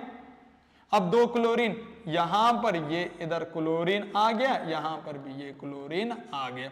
तो इस तरह से अगर मैं बोलूं कितने डब्बे भरे 6 डब्बे। तो हाइब्रिडाइजेशन की अगर बात करते हैं तो हाइब्रिडाइजेशन अंदर की D यहां पर D2 फिर S और फिर P3 इस तरह से, ठीक है ना। तो हाइब्रिडाइजेशन क्या हो गया D2sp3 हाइब्रिडाइजेशन यहां पर हो चुका है। D2sp3 हाइब्रिडाइजेशन मतलब inner orbital complex, low spin complex, octahedral geometry. Octahedral geometry बिल्कुल ऐसे ही बना देंगे बेटा, बिल्कुल सेम टू सेम। और यहां पर अगर मैं देखूं इस कॉम्प्लेक्स के ऊपर यहां से Cl नेगेटिव को हटाओगे तो कॉम्प्लेक्स पे 1 पॉजिटिव चार्ज आएगा, तो इसलिए कॉम्प्लेक्स पे लिख लेना 1 पॉजिटिव चार्ज। और इस कॉम्प्लेक्स का स्ट्रक्चर यहां पर ज्योमेट्री का अगर बात करूं तो ऑक्टाहेड्रल ज्योमेट्री है, ऑक्टाहेड्रल ज्योमेट्री तुम यहां पर बना देना, ठीक। 4 बॉन्ड तो किसके साथ दिखा देना इस तरह से, हमारे पास अगर कोबाल्ट है तो इस तरह से इसके जो 4 बॉन्ड हैं, ये 4 बॉन्ड बन गए NH3 के, ये 4 बॉन्ड किसके बन गए बेटा NH3 के, ठीक। इस तरह से NH3 के ये 4 बॉन्ड बन चुके हैं। अब एक ऊपर से क्लोरीन बन जाएगा, एक नीचे से क्लोरीन बन जाएगा, ये क्लोरीन, और इनको फिर आपस में जोड़ देना है, तो ये स्ट्रक्चर बन गया ऑक्टाहेड्रल स्ट्रक्चर, ठीक है बेटा। इस तरह से अपने पास इसकी ऑक्टाहेड्रल ज्योमेट्री बन चुकी है अपने पास, ठीक है। अब अगर मैं यहां पर देखूं अनपेयर्ड इलेक्ट्रॉन्स, तो अनपेयर्ड इलेक्ट्रॉन 0 है, मैग्नेटिक मूवमेंट भी 0 आएगा। अनपेयर्ड इलेक्ट्रॉन 0 है, अनपेयर्ड इलेक्ट्रॉन नहीं है, तो ये क्या हो जाएगा डायामैग्नेटिक, क्या हो जाएगा डायामैग्नेटिक सब्सटेंस। तो इस तरह से अपने पास हो चुका है। अब हमारे पास ये है, और ये मैं तुम लोगों को करने के लिए दे रहा हूं, ये तुमने खुद करना है, अपने आप से करना है, ठीक। जिस बच्चे को आ गया बहुत अच्छे से ये चीजें कर लेना बेटा, 3 स्टेप में कंप्लीट करना। अगर नहीं आएगा तो कमेंट बॉक्स पे करके बता देना, मैं तुम्हें बताने की पूरी कोशिश करूंगा, ठीक। इस बात को याद रखना, बहुत ही इजी क्वेश्चन यहां से आते हैं। तो इतने सारे हमने कोशिश कर लिए हैं। अब इसके बेटा एक्सेप्शन बच रखा है और लिमिटेशन बच रखा है। एक्सेप्शन और लिमिटेशन हम नेक्स्ट लेक्चर में पढ़ेंगे। यहां पर हमारे पास वीबीटी के कुछ क्वेश्चंस और वीबीटी हमने कंप्लीट करी है। अब नेक्स्ट लेक्चर में हम इसके एक्सेप्शन और लिमिटेशन कंप्लीट करेंगे बेटा, ठीक है। क्योंकि ये लेक्चर काफी लंबा हो गया है, इसलिए हमने इसको यहीं पर स्टॉप करते हैं। इसके बाद हम नेक्स्ट लेक्चर जो कंप्लीट करेंगे वहां पर वीबीटी की लिमिटेशन, वीबीटी के एक्सेप्शंस के बारे में बात करेंगे बेटा, ठीक है ना। तो इतनी चीजें समझ में आ गई हैं, तो अच्छे से छाप लीजिए बेटा, इन सारी चीजों को अच्छे से छाप लीजिएगा, ठीक है। आई बात समझ में, ठीक। इतना छाप लीजिए अच्छे से। फिर मिलेंगे बेटा नेक्स्ट लेक्चर में, तब तक के लिए धन्यवाद।